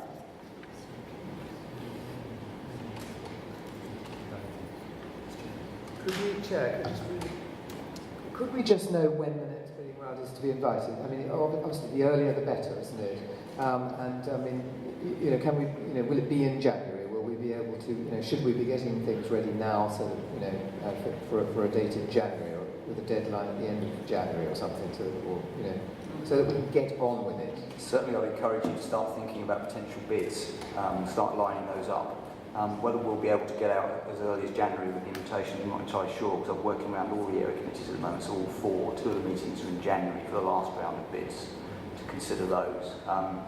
I'm going to North Area Committee next week. There's 21 new bids for North Area, so there are quite a lot of bids in some areas. So I think it might be the springtime before we're able to come out with... It's just that we'll be in a purdah period, and more time will be lost on us bits. I do think that, Can I say I'll make every effort, Chair, to see... One of the issues we have about delivery is just the officer resource. The reason why some of these projects haven't moved forward is because of dependencies, some of which is because the council isn't the highway authority, so we have to work in partnership with the county council on some of these projects. But one of the other real challenges is around officer resource. Thank you. The next item on the agenda is open forum, and then we've got the city centre access. Would people like to move straight on to open forum, or would you like to have a 5-minute break? Sorry? Now rather than after. Okay. I think James needs to rest his hands, so we will have a. Let's see. We'll definitely restart again at 10 to 9. I would, if everyone can be back before that, that would be ideal. Thank you. That's fine. Okay, I think if we could start the open forum with questions from Richard Taylor. So I think your first question, Richard, we've already dealt with, which was on the accreditation. So the minutes that you've just approved mention the Carisbrooke Road double yellow lines and say that the North Area Committee made an application to the County Council and to local highways improvement schemes for them. I'm certain the North Area Committee hasn't made such an application, because I've been lobbying the North Area Committee and this committee in the past to ask the area committees to consider these things and to prioritise them so that they're considered in public and not at the behind closed doors panel meeting, which takes place every year, to prioritise them. So that might well have been what Councillor Scott said at the previous meeting, but it certainly didn't happen. But the proposal has been submitted by the City Council to the County Council's local highways improvement schemes, but along with 65 others, and the County Council has a policy, strict policy, of only allowing one application per applicant. So quite what's going to happen when those get prioritised, I don't know. Okay, does anyone else want to pick up on this, or shall I start? Okay, given that no one else seems to want to, I think that there is an error in the minutes, if that's what it's, I mean, whether it's an error in what was said or an error of fact. I think you're right, it was not a North Area Committee submission, it was a submission by somebody else. The County Council's strict policy of one per applicant is certainly a new policy, if that is the case, because that was not the case last year, because I certainly put in more than one bid. They are changing their policies quite significantly. The idea of having them debated by area committees for Cambridge rather than by I mean, we will not be able to change what happens at the panels, because that's determined by the County Council, and this committee has no control over that. I think it would be possible, given that the people on those panels are councillors, they are quite likely to be influenced by any expressions of kind of priority that would come from area committees. The panels, I believe, prioritise those schemes quite carefully on the basis of safety, road safety. That's my understanding. I'm quite happy to take that away to discuss with other area committee chairs whether we think it would be appropriate for them to be discussed by area committees, but I think it would be quite a significant change. Does anyone have anything else to add? Claire? Councillor Scott has put in an LHI, and residents have worked very hard with Councillor Scott on putting on this in the LHI for the yellow lines on Carriage Brick Road. I think the point was that the yellow lines were raised at the West Central Committee. Thank you for that clarification. Okay, shall we leave it there? Okay, Richard, do you want to ask your next question? Well, I was just going to mention the graffiti on the Ctte Ferry Bridge on Midsummer Common. I've made a suggestion that perhaps we could paint the bridge slightly better, because what happens now is every couple of weeks the council comes along and they paint it back to grey, which is really dull. So I kind of got some sympathy and understanding of the people who want to paint on that. So if it was painted a bit better, then perhaps it might deter the graffiti, is the idea. I'd like to suggest you make that as an environmental improvement suggestion. Does anyone else have any thoughts? Yeah, we've had some really bad problems with graffiti last year, more so I think, but it's been pretty bad this year as well. And the roundabout, well, the underpass under Newmarket Road has been particularly hurt by graffiti recently. I seem to remember there was something in was it the newspaper about a plan to allow local graffiti artists to take over some certain walls. Thank you. Yeah, that's fine. Thank sounds you. like a good. Okay, I think that will do on that one. Richard, you've got one more. Really quickly, I was hoping that Councillor Hipkin, the chair of the planning committee, might be here for this one. But what I was going to ask was, what's the procedure for county councillors and members of the public to comment on enforcement matters at the planning committee? And that matters because the Airbnb item, which was discussed earlier, they're going to go to the planning committee as enforcement matters. So can the public or county council? We had County Councillor Claire Richards spoke today, but I've asked the council what the rules are on that, and I had no response. I don't know the answer to that. I would imagine that the public are allowed to speak, but we will find out and let you know. Discretion of the chair. Any other questions for open forum? Yeah. Just on that, Chair.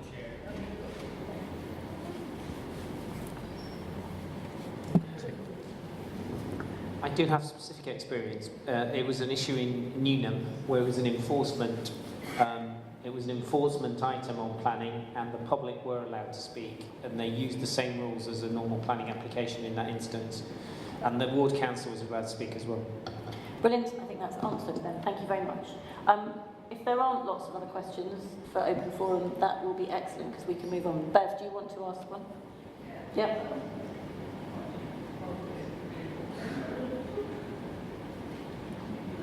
Anyway, because I sent it in advance because I thought it might need some research. Who or which department is responsible for real-time bus information displays? Some years ago I reported a problem to what was the equivalent of the Streets and Open Spaces team, but their current iteration is the word I think I'm looking for, say it isn't in their remit. However, the Highways Fault Reporting site on the County Council website doesn't have it as an option in any drop-down menu and has no information elsewhere. So, who do you turn to when you spot a fault, and why is this information not more readily available? Apologies, Bev. I did have your email and I have forgotten about it. And I also haven't followed it up, so I don't know the answer. So major apologies on that. I'm reasonably certain that it will be either the County Council or Stagecoach. So I don't think it will be a City Council matter, but we will find out. Asking a city team like years ago about one on Mill Road, and they sort of swapped. I think they moved it or something, and I'm slightly puzzled as to what the relationship is between providing a bus shelter and providing real-time bus information, and it all seems very complex, and slightly overly complex. Yes, and mysterious. They're clearly not the same, and we will find out. Thank you. I think I can't see any other questions. So I think at that point I will invite Chris Tunstall, who is here to speak to us from the Greater Cambridge Partnership. Oh, maybe he could answer. Chris can answer your question, Bev. And then tell us the other things that he's here to talk about. Chris is here from the Greater Cambridge Partnership and is their Transport Director. Is that correct? That's correct. So yes, just to answer that, it is the County Council. It's the smarter team that deal with it. And if you email me, I will get it to them. I can't give you their email address, but I'll also take on board the fact that it's difficult to report. There is, as you've probably realised, there is an issue, and it is being looked at with a matter of urgency to try and address. I've been out at bus stops. The bus is coming, the bus is coming, the bus is coming. The bus has gone. And no sign of it, and it is a major problem. It is a mix of Stagecoach and the drivers initialising the bus when they set off so that it recognises and as it goes down the route. But if you email me, I'll make sure it gets to the right person and I'll make sure you get a response.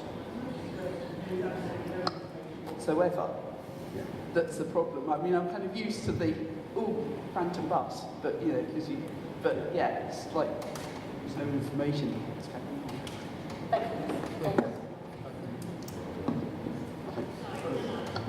A couple of observations from my own bus use. There seems to be some design problems because the allowance past the due time for buses that are in the system isn't generous enough, because I find that buses that are due go off the list and then do appear. So that suggests a design fault. And also the ones which are not known by the system are only shown by their timetable time. There's absolutely no allowance for them turning up late at all. So they disappear immediately and then they do appear. And if you wait at the New Square stop, as I often do, there's a variety of routes there. It gets quite confusing because the bus that turns up isn't the one you're expecting according to the screen. Okay. Chris is here to talk about a wide range of transport matters relating to the city centre and the West Central Area Committee. I'd like him to be able to get on with that, and then we can come back to buses afterwards if we need to. Thank you, Chris. Okay, well, thank you very much for inviting me. If perhaps I just scale what we're trying to do, because the first thing I'd say to you, although I'm the Transport Director, and I am getting quite a bit of money out of the City deal agreement. I always see as transport means to an end. Very rarely people just get on in the car or on a bus just to have a tour. Some people do, but normally it's a means to an end.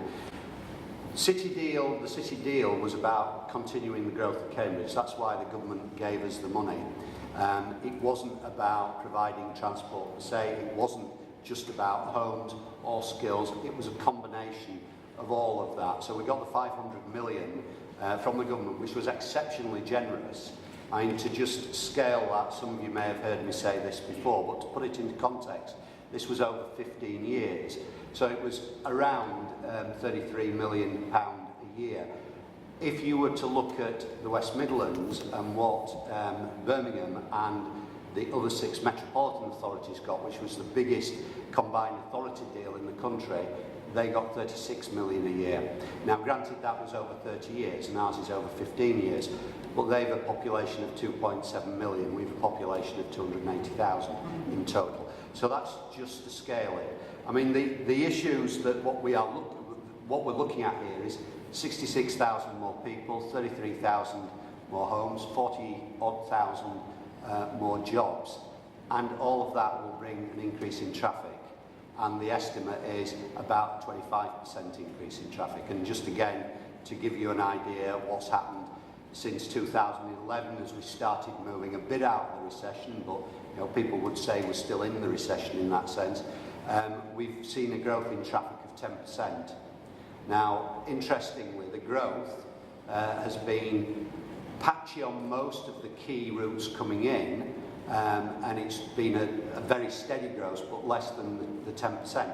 The 2 routes that have actually had the big increase, one you'll be particularly interested in, is Histon Road, and the other one is actually the A10 coming in from the south. So Harston coming through there, Foxton, Harston. So they're where the big increase is. Why there? Because that's where the increases can take place, because drivers now are aware that all the other routes are particularly badly affected. So in terms of this area committee, the schemes that you have got, we've looked at Barton Road, we've looked at Park and Cycle. We've actually decided not to go ahead with it as it was proposed because the cost against the number of people that would look to use it is quite low. But what we are looking at is looking to pilot it, so we are still looking in the Barton area for an experimental park and cycle on an existing car park, so not having to build a brand new car park. Obviously, you'll be fully aware of the discussions and the debates going on the 428 and the 1303, Madingley Hill and Madingley Road. We're out to consultation on that at the moment. It is informal consultation. It's not part of the statutory process. There are 3 routes proposed there, 2 of which are on road A and B, and C is the off-road route. So that consultation runs up to the 29th of January. And then the other route, there isn't much on, in fact there's very little on Huntington Road. We've done a bit of a cycle scheme on there outbound, but nothing major. Girton, of course, is a big issue. We have commissioned a study with Highways England's consultants, Jacobs, to look at an all movement for Girton so that all the traffic movements can be accommodated there, because there is a lot of concern that the lack of all movements at Girton is actually causing problems elsewhere. So we have commissioned that with Jacobs, and we will be getting the result of that back in the new year. And then the other scheme is Histon Road, which I think you've got a half share of. We are looking at Histon Road, and again, you're probably aware, we had a do maximum type scheme, which was agreed about a year and a half ago, which saw us taking people's gardens for maxing out lengths of bus lane at the northern end, at the Impington end, and looking at the trees, the same scenario as we had with Milton Road. We've gone back to following discussions with the LLF. We've looked at it, and we still want to put some bus lane in. We want to put a bus gate in at the top end, but we don't want to be looking at taking people's gardens, so we've abandoned that idea. We don't think that that's the right idea. What Histon Road will end up being more of, but not exclusively, is cycling. There's a lot of cycling goes down Histon Road, and it is something that we want to try and encourage. I've walked it, I've seen what Histon Road is like. That was where I had my misfortune of trying to catch the ghost bus and then nearly missed it when it went past me after I'd started walking. But the cycling down there is horrendous when you see the buses going down and the close proximity there are to cyclists there. So those are the key schemes. Obviously we've got other schemes running. We've got Milton Road itself, which we're doing a lot of work with the LLF and fine honing that down. And we've obviously got the 1307. Ironically, with the 1307 to a certain extent, we went back, as we've done with the other LLFs, particularly Milton and Histon, we went back to the LLF there, and they've come back with a proposal about a transport corridor that follows the old railway line and then comes into the CBC site at the Trumpington side of the CBC side. So that will be going out for consultation actually in the new year. But you're probably more interested in the city access, because all those schemes are predicated on a 10 to 15% reduction in traffic in the city centre, and that's not now.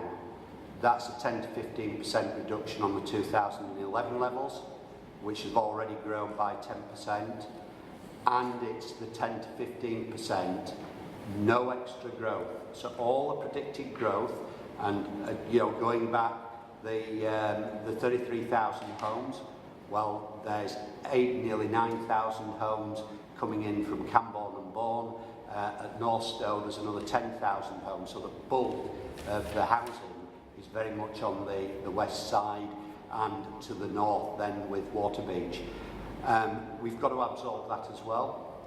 So we've actually got to absorb upwards of about 40% in terms of traffic growth. So what we're looking to do, that's about traffic. We're not wanting to stop people obviously travelling. Cambridge is open for business, that's the key. We're here to grow the economy, not to stop the economy. So we've got to absorb that growth by other means, other methods. One of the things that we've been looking at in conjunction with the Mayor and the Combined Authority, we've done an options appraisal study of different types of mass rapid transit. So what are those sort of things? Well, they could be light rail, they could be metro, tram, they could be an underground system, they could be a bus priority type system, and I know that it isn't a well thought of, but it does carry a lot of people, a busway type system. So we've had this options appraisal being done by consultants. It's a joint study that we've got with the Mayor, and that's due to report at the back end of this month, but it will not go into the public domain until it's gone to the CA board and in fact the GCP board. CA board's first, and that's going to be about the back end, the back third, I think it's about the 22nd of January, but obviously reports will be uploaded a week before. So about middle of January, the outcome of that will happen, and that, whether that's tunnelling through underneath Cambridge, all of that's been looked at. So they've looked at what happens elsewhere in the world, and they've compared and contrasted, and they've looked at different scenarios of growth. And we've actually looked at double the growth that's currently predicted, even by the Mayor. So we've looked at very much future-proofing whatever we come up with, and that will affect the arterial routes coming in. However, at the end of the day, we do need to try and persuade people to get out of their cars and to use some form of public transport, whether that be a tram, a metro, a bus, whatever. We need to persuade them to do that. We are looking at putting significant park and rides. One of the park and rides is fairly adjacent at Hawkston. It's adjacent to the existing Trumpington Park and Ride. There's obviously a park and ride being suggested for the A428 at the moment. It's a debate that's out to consultation as where that might be. There's two sites being suggested. So we are looking at improving the quality of park and night. We are looking to improve the quality of public transport and make public transport something that people will look to use, so that the alternative is there and it's a reliable, quality, cost-effective service that they are prepared to use. So it's not something we're looking to impose on people. But then it comes to the crunch as to, well, if people won't do that, and we've had the big conversation, which has thrown up some really interesting results. They're still being analysed, but the sort of things that are coming hot off the press are that the vast majority of people tell us that they would, if they had good quality, and it's reliability, not speed, it's reliability. People want to know that if they get out of their house in the morning and a bus is meant to arrive where a bus is meant to arrive, or a tram is arriving where a tram says it's going to arrive, that they can get on it at the time that it says, and they know that journey, no matter what the speed is, they know the length of that journey, and it gets them to where they want to be. And there's always this issue about, well, where do they want to be? Well, buses run commercially.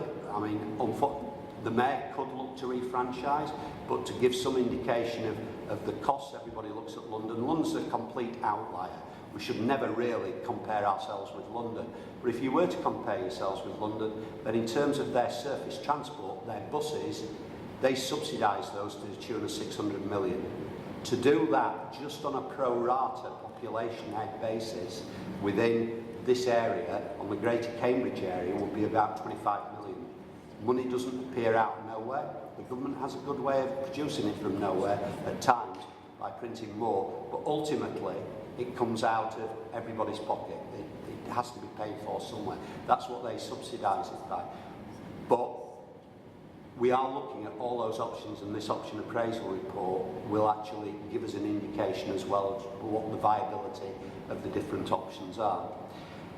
At the end of the day, though, we've got to get people out of their cars, no matter what. There's a hardcore of 3% of people say they'd never get out of their car. Well, if that's all, that's great.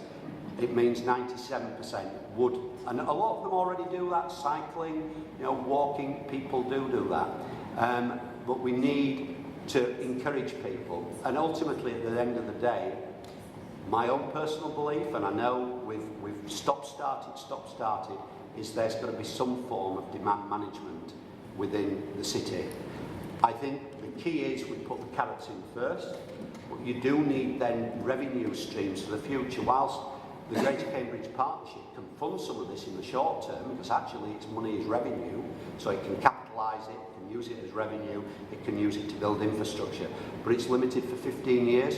We can't stop-start, we can't suddenly subsidise or support, rather than subsidise, support services, and then find 10 years down the line, well, that was all very nice and it works very well, but now we've no money. So it needs to look at where it can find some of that support. So what are the sort of areas we've been looking at? Air quality. I think everybody would agree that air quality is the right thing to be doing. One of the things that came out of our automatic number plate recognition data is that excluding buses, excluding HGVs, lorries and the white vans and taxis, 55%, just under 55% of the cars within the city are diesel cars. They're not petrol. So the majority of cars that are in the city are diesel cars. And the air quality is suffering as a result. In addition to the fact, that we've got buses and so on. So we are looking at putting an air quality zone in, and that's been worked up. That's been worked up in conjunction with Joe Dix down at the city, some of you will know. So we're supporting that, and Joe's looking at it at the moment. We're also looking at buses. You've already agreed, the City Council's agreed in terms of taxis. Of course, we're looking at moving towards, by 2025, all taxis will be electric. We're putting in charger units for that as we speak.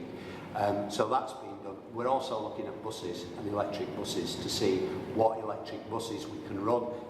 Single deckers are now fairly straightforward. Nottingham have got them. Milton Keynes have got them. So it's not something out of the ordinary. It's the double-deckers that are a problem because of the weight of the batteries and the range that they have. But where we've got a review going on that, we've commissioned consultants to look at it, and we're looking at putting some pilots in as well. So we do want to move things fairly quickly, because otherwise it'll be the same thing you normally hear. We're doing a report, and 6 months later, well, here's the report. Now we need to do this. Now we need to do that. So what we're trying to do is to put some pilots in at the same time. So air quality is a big issue, and we're looking at electric buses. We're also looking, and it was mentioned earlier, I heard about the number of HGVs in the area. So looking at freight consolidation. A bit harder is that, because I've got to talk to not only the deliverers, the DPDs of this world and DCHs of this world, or DCLs, I've also got to look at the people wanting that delivery. So, I mean, a small thing we've done, we've already got planning approval for Trumpington to put an urban freight consolidation centre at Trumpington, and also to look at putting a click and collect at Trumpington as well. That planning approval's already in the bag, and we're talking to an operator about operating that. So we're looking at that as well. We're looking at the signal reviews, the signals, to try and make sure that we get every bit of efficiency, not to encourage traffic, I have to say, but to give that efficiency to buses, to pedestrians and to cycling. We've got something that I think came to your last meeting, the coach review. We've said we will pay for the coach review. It's a couple of £1,000. There is an issue of them parking on Queen's Road on the backs. We are looking at Trumpington again. We're providing a few more parking spaces, but as part of that, we're providing coach parking, and we're increasing the parking provision for minibuses for kids to be dropped off and taken to school in a minibus and then brought back in the minibus. So that again has already been agreed, and the approvals for that are working through at the moment. So there's a lot of things being done at the minute, but of course the crux comes back to, so where is the demand side of this? So we're looking at parking, where we're working very closely with the City Council about off-street parking. We're working with the County Council about on-street parking, residence parking. Newnham, as you know, is going through at the moment. We don't know the results, but the consultation's closed. We're looking at the results of that as we speak.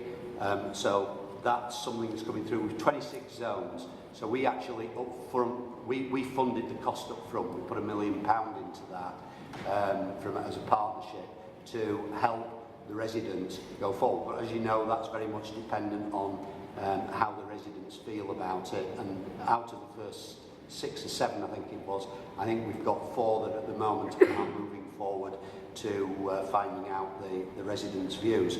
We're also looking at the potential for what we call a workplace parking levy, and that's private, non-residential. Those are businesses. So anywhere that has got staff parking for businesses, that's what Nottingham did. It's not actually demand management. It's not a lever for demand management. It doesn't. All it does is just charge people for the privilege of parking, which is at the moment free at businesses. So, whilst it raises revenue, and that's all Nottingham used it for, to provide funding for the tram network, then it doesn't actually reduce marginally, but not significantly. And what's the margin? Well, actually the margin could be businesses relocate out of the centre. So is that a good thing or a bad thing when we're trying to grow the economy? And then we get down to the real crux of the matter, which is, so what do you do now when you've done all of that, in terms of how do you then demand manage what's left? And the sort of tools that are at our disposal, and of course the PCCPs went down a bundle, weren't liked at all, but it's that sort of physical demand management that you could undertake, or you could do a fiscal demand management, which is about, we call it, we've been looking at, is there something a bit more sophisticated than a non-congestion charge? Is it that you could make it really sophisticated, so that, say, people coming down the A428 get to either Scotland Farm or the Waterworks, in advance of that there is a variable message sign that says congestion in Cambridge is bad, or even air quality is bad in Cambridge. Hopefully by then it won't be, because we'll have sorted out the cause. But it will say congestion charge is now in force. The charge is whatever the charge is. There could be a number plate recognition, take a picture with the sign, so that you can see that car went past at that time, and then that driver has a choice. The driver has a choice: do I go into the park and ride, or do I come into Cambridge? It's those sort of things. There is nothing off the table, but at this moment in time there really isn't anything on the table. We've no preferred options. The big conversation was to help us to enforce that, and if I'm totally honest, the anecdotal that we got back was that the congestion charge was something that people would tolerate, providing it could be seen that it did what it was meant to do, and providing they could see the benefits back from it, because this had to be reinvested in alternative transport. That's not to say we've made any decisions, we haven't, but that conversation is starting, along with a number of other things. So that's where there is a lot going on. I didn't mention Cambridge South Station at the CBC site. That was obviously announced in the budget. A lot of money was put into that locally. There were 3 partners locally: the Mayor, one of the businesses on the CBC site, and GCP. So there is a lot of work going on, but I am more than happy to take any questions. Good. Thank you. Thank you very much. That's excellent. I think questions are important. So we'll go to questions. Marcus, you've got your hand up first. Yeah, I have tons of questions. Sorry, I have tons of questions because Chris always has the wonderful ability to give us a helicopter view while his planners on the ground build destructive busways through all sorts of territory where they shouldn't belong.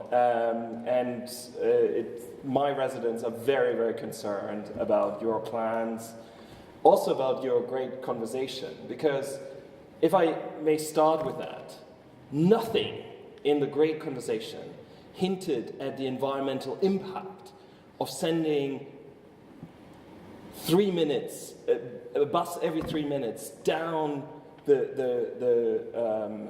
down through the Greenbelt. Nothing hinted at the environmental impact that you have if you only consider buses in your planning processes. My residents are outraged by your consultation. You're currently holding a consultation. You had to send a correction letter to all households at great expense for the taxpayer in order to correct the obvious mistakes that you made. And you haven't even publicly apologized for this. Yesterday, the LLF said, pause the consultation until all the elements that you're wrongly consulting on are clarified. And so my main question is, are you on the 428, are you going to pause the consultation? Are you living up to the consultation guidelines that this city council has enforced? Because your consultation falls far short of these consultation guidelines. Have you even talked to the city council about the consultation guidelines? Because you're bound by them. We are part of the let's not spend this whole meeting on A48. So let him answer the question and then we'll have some other discussions. The secondary question I had was, you're promising really high technology tunneling options and then you're building a busway. And I don't understand that, because if you were serious about these options that the mayor seems to promote, you would not conduct a consultation, which you just stated is heavily impacted by the option study. You would wait until the option study is done, and then you would do the consultation.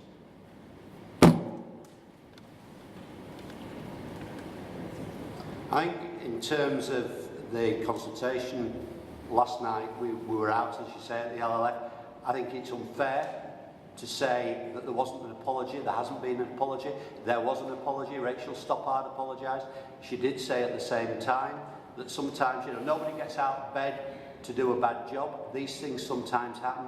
We corrected it as fast as we could.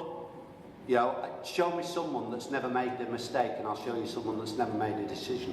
But having said that, we've corrected it. It was the consultation, the National Consultation Institute. We've had them go over it. It's their gold standard. Yes, there were some errors in it, but we've moved to correct those errors.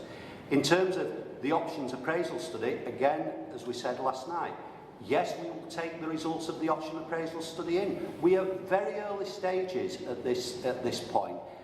The difficulty we've got, we know these houses, we're just waiting for the inspector's report, but we know that housing is already growing. And this morning, when I went to a meeting this morning, actually at the Guildhall, the house builders there were saying, yes, we are building and we are building fast within Cambridge. So these things are happening. We've a 10% increase in traffic now.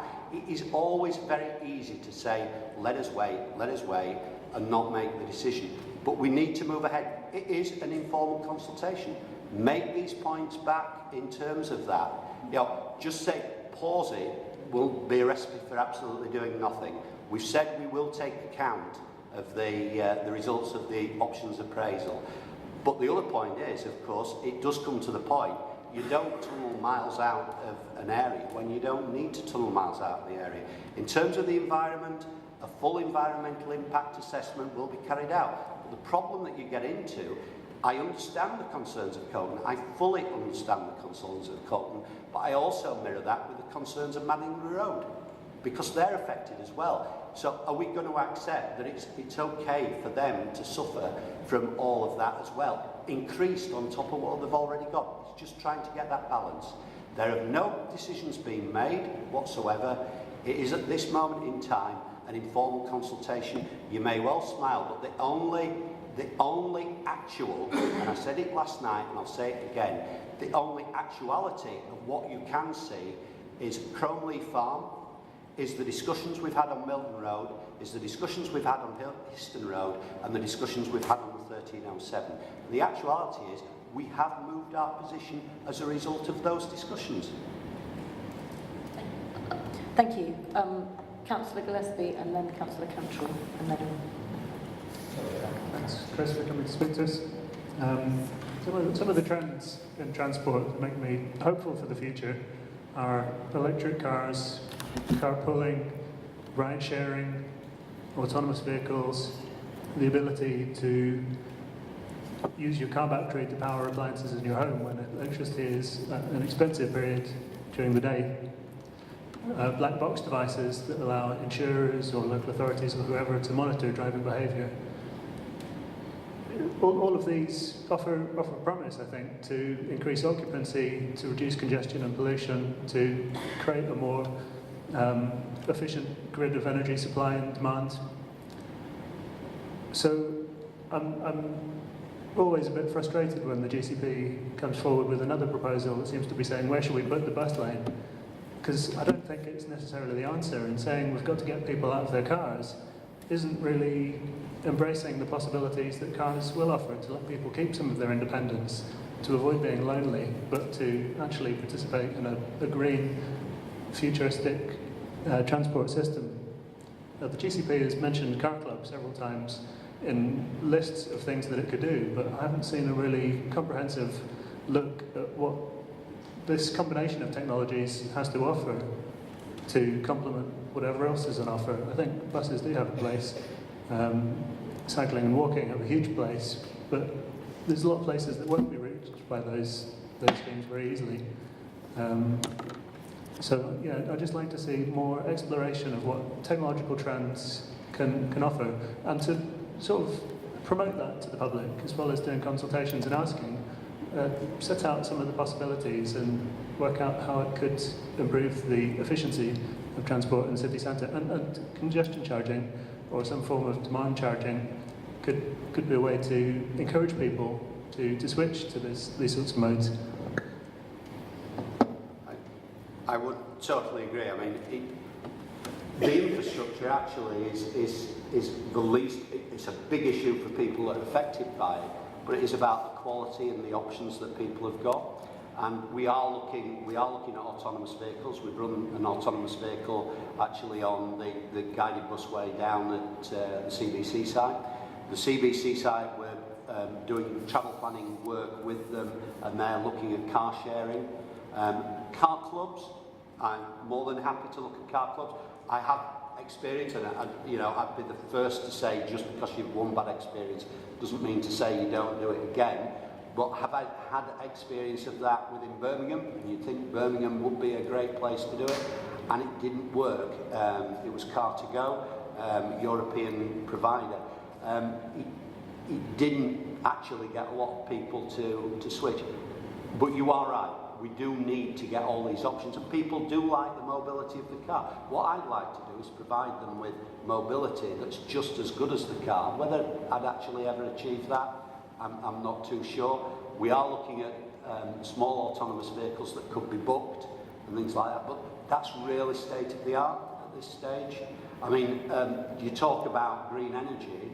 One of the things we are doing is putting solar panels at our park and rides so that we can actually, well, at the moment we're selling it to local businesses, or we will be doing when it's installed, but one of the things we are looking to do is that's where we'll charge the buses. So we are looking at all that sort of thing and charge, obviously, electric cars. It's not the technology as such that is a problem. It's the fact you have a tin box taking up an amount of space on the road. And what you've got to be able to do, if I can get whatever the form of transport is, and it doesn't matter whether it's a tram or a bus, I've said before that it's just another mode of transport. Now, you go to Paris, and people will get bored sick of me saying this, but you go to Paris and it's an underground like London. Well, it isn't actually. They run on rubber wheels. They don't run on rail. So anything that I can put in that actually gets priority over the cars, that's the key thing. And it's segregating it. That's where you get your reliability. Now, I'm not saying we're wedded to busways or anything like that. We are wedded to the idea of being able to give a reliable service for people. Of a full vehicle, because you're sharing it with other people using the service. Oscar, Buses are some of the most empty vehicles you see on the roads. I'm very aware that it's already 9:30, and I've got 4 people on the list, so if people could keep their comments relatively short. If they do, then we can come back, but I've got Councillor Cantrell, then Harrison, then Vic, and then Wendy. Chris, you'll be glad to know I'm not talking about the 4 to 8. So, I have 2 very simple questions. One is residents parking, and my understanding is the schemes, although they're being organised, the consultations by the County Council, they're being funded by the Greater Cambridge Partnership. Clearly in Newnham, we've just finished the consultation, we don't know what the result is. Assuming that the residents are supportive, does the Greater Cambridge Partnership have input in terms of the actual crafting of the final scheme? Because there are lots of things that residents have brought up during the consultation that want to be fed into the scheme in various shapes and forms. And so it'd be useful to get a sense on that. And then the second thing is in relation to electric cars and importantly electric charging. And to what extent has the Greater Cambridge Partnership looked at that in a material way? In China, I've read in the article a couple of days ago, they're intending to put 4.5 million charging units across the country in the next 5 years. Now, I'm not seeking for us to do a similar exercise in Cambridge, because we don't necessarily have that scale of ambition, but just in general, it'd be good to see whether or not there is a component of the strategy looking around that type of thing, and also in particularly on residential streets where we have a lot of smaller, narrower residential streets, the ability to be able to do that, where people don't have off-street parking. Thanks. So yes, we do have an input. I've got someone who works closely with the county parking team, with Sonia Hansen and her colleagues. They actually do develop the scheme. I have my own thoughts about how the environment could be improved, having walked the streets a lot, because I never have a car here in that sense, and looking at what we get with the bins and the bikes and so on, what could be done, if we freed up some of the parking maybe, because actually the lever is about the amount of parking, but not, residents have got to park there. So yes, we will have an input, and I would be really keen to know what the residents are saying. I mean, one of the things that's come back to me is we ask the question, how many cars you've got. The question we don't ask is, do you have a car? Because I think it says do you have 1, 2 or 3, but it doesn't necessarily say if you have none. And that's really relevant. So we are picking up, and we would welcome back the feedback, because I think we do have to think as wide as we possibly can with it. So yes, totally up for that. In terms of the charging point, it is an interesting point. No is the honest answer, but I will take that away. There is no reason, certainly, why we can't do something at the park and rides, and we would look to do that, but not actually on the street. But I will take that away. Thank you. Nicola. Thanks. You were telling us a little bit about the results from the big conversation that you've had, and I just wonder when the results of that will be published, because you gave us an amazing statistic about the 97% of people being willing to get out of their car.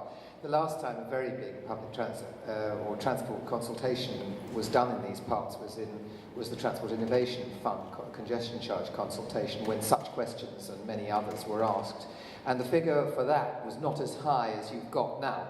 So, I mean, that is quite an amazing shift, if there is any sort of, if these results are scientific to any great extent. So really, I'm wondering when it will be possible to read the results from that conversation. I don't even know if you're calling it a consultation, are you, per se, but, when can we read about it? And I suppose the second part of the question would be, good luck to you in trying to make sure that the evidence, such evidence that may be coming out of it, is used and implemented. And indeed, good luck with the very large challenge that faces you, and with all the great difficulties of public, various public opinion and so on. The city deal must create and see through a clear strategy, and I'm sure that you're making a contribution to that. Yes, thank you for that. Hopefully in the new year, January, we're looking to take it to the Assembly and the Board, the Assemblies, about the 18th of January, something like that. So we should have that very quickly in the new year. In terms of the 3%, yeah, we're all surprised, but there are always caveats to that. They've got to have good quality alternatives. Sometimes I am slightly sceptical that people say what they are expected to say, but that was a telephone survey. It was carried out by a consultation body who carries out these sort of surveys, and it was based on a representative sample, albeit it was just over 1,000, but they tell me it's representative. Yeah. So it is about getting that quality alternative. Thank you. Tim. Chris said that demand management, fiscal demand management, like congestion charging, isn't off the table and isn't on the table either. My experience of this over the past few years is that has been an utter and complete taboo on the subject of congestion charging. And as Chris knows, I have been arguing against that taboo, because I think it's important that people do get to see and understand the importance of a measure like that, if not that. And the reason for that is that not only does that sort of measure have the capacity to give us our source of revenue for the sort of things that he says TfL are doing for their buses in London, and I think that is absolutely necessary to expect a radical uplift in public transport if we're going to expect people en masse to use it who don't today, but also because some of the schemes that the partnership that Chris has mentioned have got in play at the moment, like in Histon Road and Milton Road, make the point about the limit of what can be achieved through changing the infrastructure. And you absolutely need a measure of demand management to enable roads like that to allow public transport to get through in a way that they find difficult and create the unreliability of the system at the moment. So not only as the means of funding something that would be a radically uplifted public transport service, which could be buses or one of the other things that Chris mentioned, but also as the means in a constrained urban environment to let them get through and to clear the traffic, and actually probably much better and more effectively and fairer to deal with the question of pollution as well. I mean, just I mean, just very briefly, I would go back to the point, Marcus's point earlier about the impact on COVID.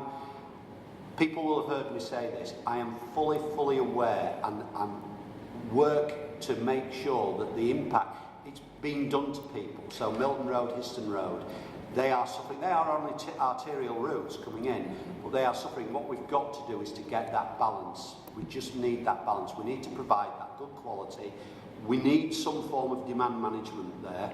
And as you rightly said, I totally fully issue. It's not on, it's not off the table. It is going to board briefings. They are discussing it. What the ultimate decision will be, I know what my view would be, and I think people probably have already gathered that. I think people need a nudge at times, and as long as I can say I have provided a very good quality alternative, then that's the alternative, and then it's a choice that they make. But I have got to balance this against people that live in South Cambridgeshire that have been effectively, they will tell me, priced out of the city because of the price of housing and so on, and still come in to do very critical jobs. And then they say, well, now we're being penalised coming back in. So it's always trying to just get that balance. Thank you. That's why I don't want to close anything down. Pause anything. I think that is wrong. That is wrong for a debate. We should have the debate. Wendy, is it me? Hi, Wendy Blythe. I just wanted to pick up, I've got a specific question, but I just wanted to pick up just on Chris's point about the A1307 and the air quality. And I wanted to say, I think what we need to have is an overview. If you said to people, when you say that word A1307 transport corridor, it sounds so ugly. But if you said A1307 landscape strategy, or something like that, or you said, if you talked about Milton Road, a placemaking scheme, people would feel very differently about it. And it was very interesting at the Greenway seminar that we hosted recently, that Francis Burkett said that his postbag is full of hate mail, except for the greenways. Everybody wants greenways because they're very appealing. The whole idea, it sounds placemaking, it's green infrastructure, it's about quality cycling, it's about doing nice things. And so I would sort of say that maybe take a look at some of the projects and actually think about how that might work, because it's a kind of, it's quite a transformative view of transport. It's looking at transport as placemaking. So to get to my specific question, my question relates to the application for fencing on Ditton Meadows. Now, this is a GCP-funded project. The fencing was not in the original application, and residents have told us that they're concerned about the implications of fencing off livestock and nesting birds in terms of implications for other greenway projects, which may affect open spaces coming into the city. I can spell it out in a little bit more detail, but that's a specific question. So, because you see, if you have fencing off livestock on Ditton Meadows, it sets a precedent for cows grazing on Cambridge's open spaces on Coe Fen, Grantchester Meadows, Midsummer Common, etc. So it's something that there was a consensus at the Greenway seminar, and we had a huge number of community reps from different groups, different environmental spaces, heritage conservation officers, etc. And the consensus was that everybody wanted the greenways to have a rural feel and to bring this into the city, and that the medieval rural qualities of the city's open spaces, where cows still graze freely without any fencing, was really important and should be retained. And this was endorsed by Francis Burkett, chair of the Greater Cambridge Partnership, who said that he wanted that to happen too. So I'm just mentioning in terms of the the fencing on Ditton Meadows, because that is a GCP project, and maybe that's something you could look into, Chris. I haven't got an answer for you. Can I know. look into it and come back to Absolutely, you? sure. I will be brief. Thank you, Chris. Colin, and then the lady next to Rod, and then I think... Waiting with bated breath to hear about most of the transport schemes in January. The one question arising from what you said was about the idea of an air quality management zone in Cambridge, because we already have one. The County Council has made it useless by refusing to do anything to restrict traffic to do something about the air quality, but there is one in place and has been for some years. That's measuring it, but as you rightly say, not enforcing it. The idea is that it will be enforced. It will be camera enforced, like it's done in London. That's what's being worked on at the moment. Even simple policies like restricting polluting taxis. We now have taxis coming from all over the country with no controls over whether they meet local pollution standards. I have to say that's probably a matter for licensing in the city. At the moment, there is no enforcement on the type of vehicle that you bring in. The only enforcement is by putting a camera enforcement in place. Thank you. The lady next to Rod, can you tell us your name? Hello, my name's Mandy, and my main concern, I've sat and listened to all of this, but I have not heard anything to do with how do you cater for the disabled within the city? Because if you're going to put congestion charges in, you're going to penalise the disabled coming in. They need their vehicles for their transport. They can't always use the public transport because it's not adequate enough. But you're saying that you're going to put congestion charges in for the coming into the city. When they do use the buses, half the time the buses don't drop, or they can't get onto the buses. There's not enough room for their wheelchairs to actually turn in the aisles. I've actually sat there and watched. So, just for clarification, I'm not saying there is going to be a congestion charge. I'm saying that is something that is being considered along with a number of other things. The point with that, though, there would be exemptions. So that sort of thing would be then considered as part of the exemptions. People who had mobility problems and so on. So that would be an issue that would be considered. It would certainly, I go back to the point, this is not about trying to stop people from getting in. It's about people having a choice who can make that choice. If people can't make that choice that still need the car, then we are not about penalising them. In terms of the buses, I mean, I will take that back next time I meet with Stagecoach. They provide these facilities, and yes, they should be providing, they are providing new buses all the time. Those buses should be able to, as I say, kneel to the full deck to allow people to get on and off.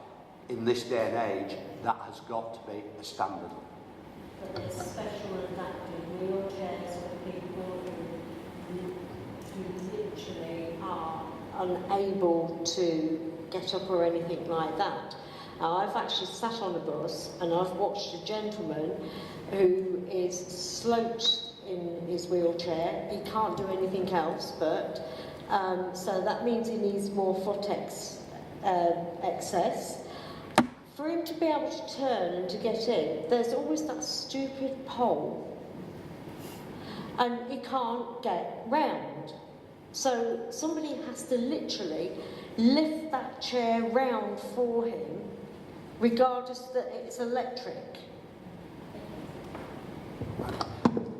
The point is well made, and I will take that up with them. Thank you very much. And I think lastly, Beth.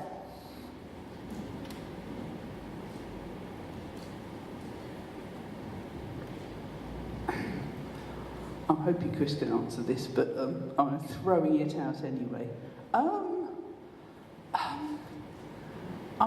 just slightly. I'd like to have reassurance on something. You're talking about residents' parking schemes and consulting residents, and it's slightly sounded over these months that it's sort of consulting this ward and then this ward and then that ward, and not like joining them up so everybody knows what's going on and everybody can see that what they're doing in this ward is not going to do something horrendous to what the people of, I don't know, so Newnham or Trumpington might have slightly different views about how they manage it. And it would be nice if everybody could see what the overview was, what the overall picture was, and could make sure that it was all consistent, because I think consistency is going to be really important, because otherwise you just end up with chaos and people getting annoyed. So I'm kind of hoping Chris can answer that. If not, I would appreciate that he can't, but it would be nice if there was consistency. I can give you an answer, whether it's the answer that answers it satisfactorily for you, that's a different matter. I mean, the 26 zones, we can't do them all at once. Rod asked the question about, how could each residence area feed in and get the best out of it. It is a team within the county council that's working on it. We have an input into that because we provided funding into it anyway. So we would like to think that we have an overview. The problem is, if you were to look, because we see what's going on, the problem is I don't know what the 26th scheme will look like to the first scheme. I can impose, and that in that sense, but it is about the communities as well, the residents in the area giving their views on life. And to be fair, as you move further out of the centre, then the restrictions may not have to be as onerous. So it is very much a balance, but I can't say I can give you an overarching picture, because some of it is about what the residents of the local area feel. But I totally understand where you're coming from, that you could get a total disjoint between areas. What I think I can give you comfort on is we certainly wouldn't allow that. So we wouldn't allow a situation where one area are adjacent to another within a tight area of the city centre had more unrestricted or more restrictive parking. We'd try and keep it the same sort of level. In terms of charges, more than anything else, but I would like to see more done than that. I don't think it really answers your question, I sort of meant, after you've consulted everybody, because obviously you can't do them all at the same time, can everybody have an overview of it? That's what I meant. This was discussed by CJAC, actually, by the Cambridge Joint Area Committee, which looks at kind of cross-city transport issues. And there was a debate within the councillors at CJAC about whether we wanted to have a whole city parking, residence parking scheme, or whether it would be done in this small way, with the residents in each individual area having a say on the kind of residence parking that they wanted. And the councillors on that committee decided that it was better to give the residents more control over what was happening in their individual area, because each area is different, and that will mean that there isn't a whole city approach, that there is a kind of strategic vision about what's going on, but it will be different in each different area, and that's because actually different areas have different requirements. And that was a decision that was taken by councillors from across the city, and I absolutely back it, and I can see why you might find it confusing, but I absolutely think it was a political decision to do that, and I think it was the right one. Does anyone have any other questions? Colin? On that point, there are areas of the city where there is commuter parking, which is part of the problem with the build-up of traffic, but there's no demand for residence parking because the residents have got places to park off the road. What is the county council going to do to address those areas? Because they are a huge part of this problem, and the county is just burying its head in the sand and saying residence parking for all. So I don't think that's quite accurate, Colin. The area that I live in is exactly like that, the area of North Newnham, and it is one of the areas. It's not one of the first areas, because the areas that are the top priority for residents parking are the ones where the residents are screaming out for it. But there are going to be consultations on the way that parking is managed in those areas of the city where the residents don't need to park on the street. And the residents in those areas are not blind to the fact that their roads are being used as a free car park while the park and ride is being paid for, and the impact that that's having on commuters in the city. So it is being looked at, it is part of the broader strategy. But I think that it's reasonable that the first places to be consulted should be those places where there are people who are finding it incredibly difficult to go out and do their shopping. I thought the number of commuters parking would be the order of priority, to be honest, given the overriding priority of the partnership. Okay. It is now 5 to 10, and I think it's probably time to thank Chris very much for coming, and thank you all for coming and staying so late in the evening. I'm sure that we will be discussing this again at future meetings at some point. Thank you very much indeed, Chris. It's really helpful. So I think it was really worth coming out tonight. I got a really good response from councillors on the issue of civilians with police powers. They're really going to look into how council should have been consulted over that scheme, and hopefully can try and get some more transparency if that kind of thing is deployed in this area of West Central Cambridge in the future. I wasn't so impressed with the response I got to the other items that I raised, although there was an admission that there must be something wrong with the minutes on saying that the North Area Committee decided to make an application to the County Council's Local Highways Improvement Scheme. Councillors thought that the sort of secretive way that the County Council deals with those applications is just something that's immutable, something that we just can't change, which is obviously a bit disappointing. I think I'd like to see councillors sort of demand transparency and ensure that we can all see how decisions on improvements to Cambridge's roads get decided on.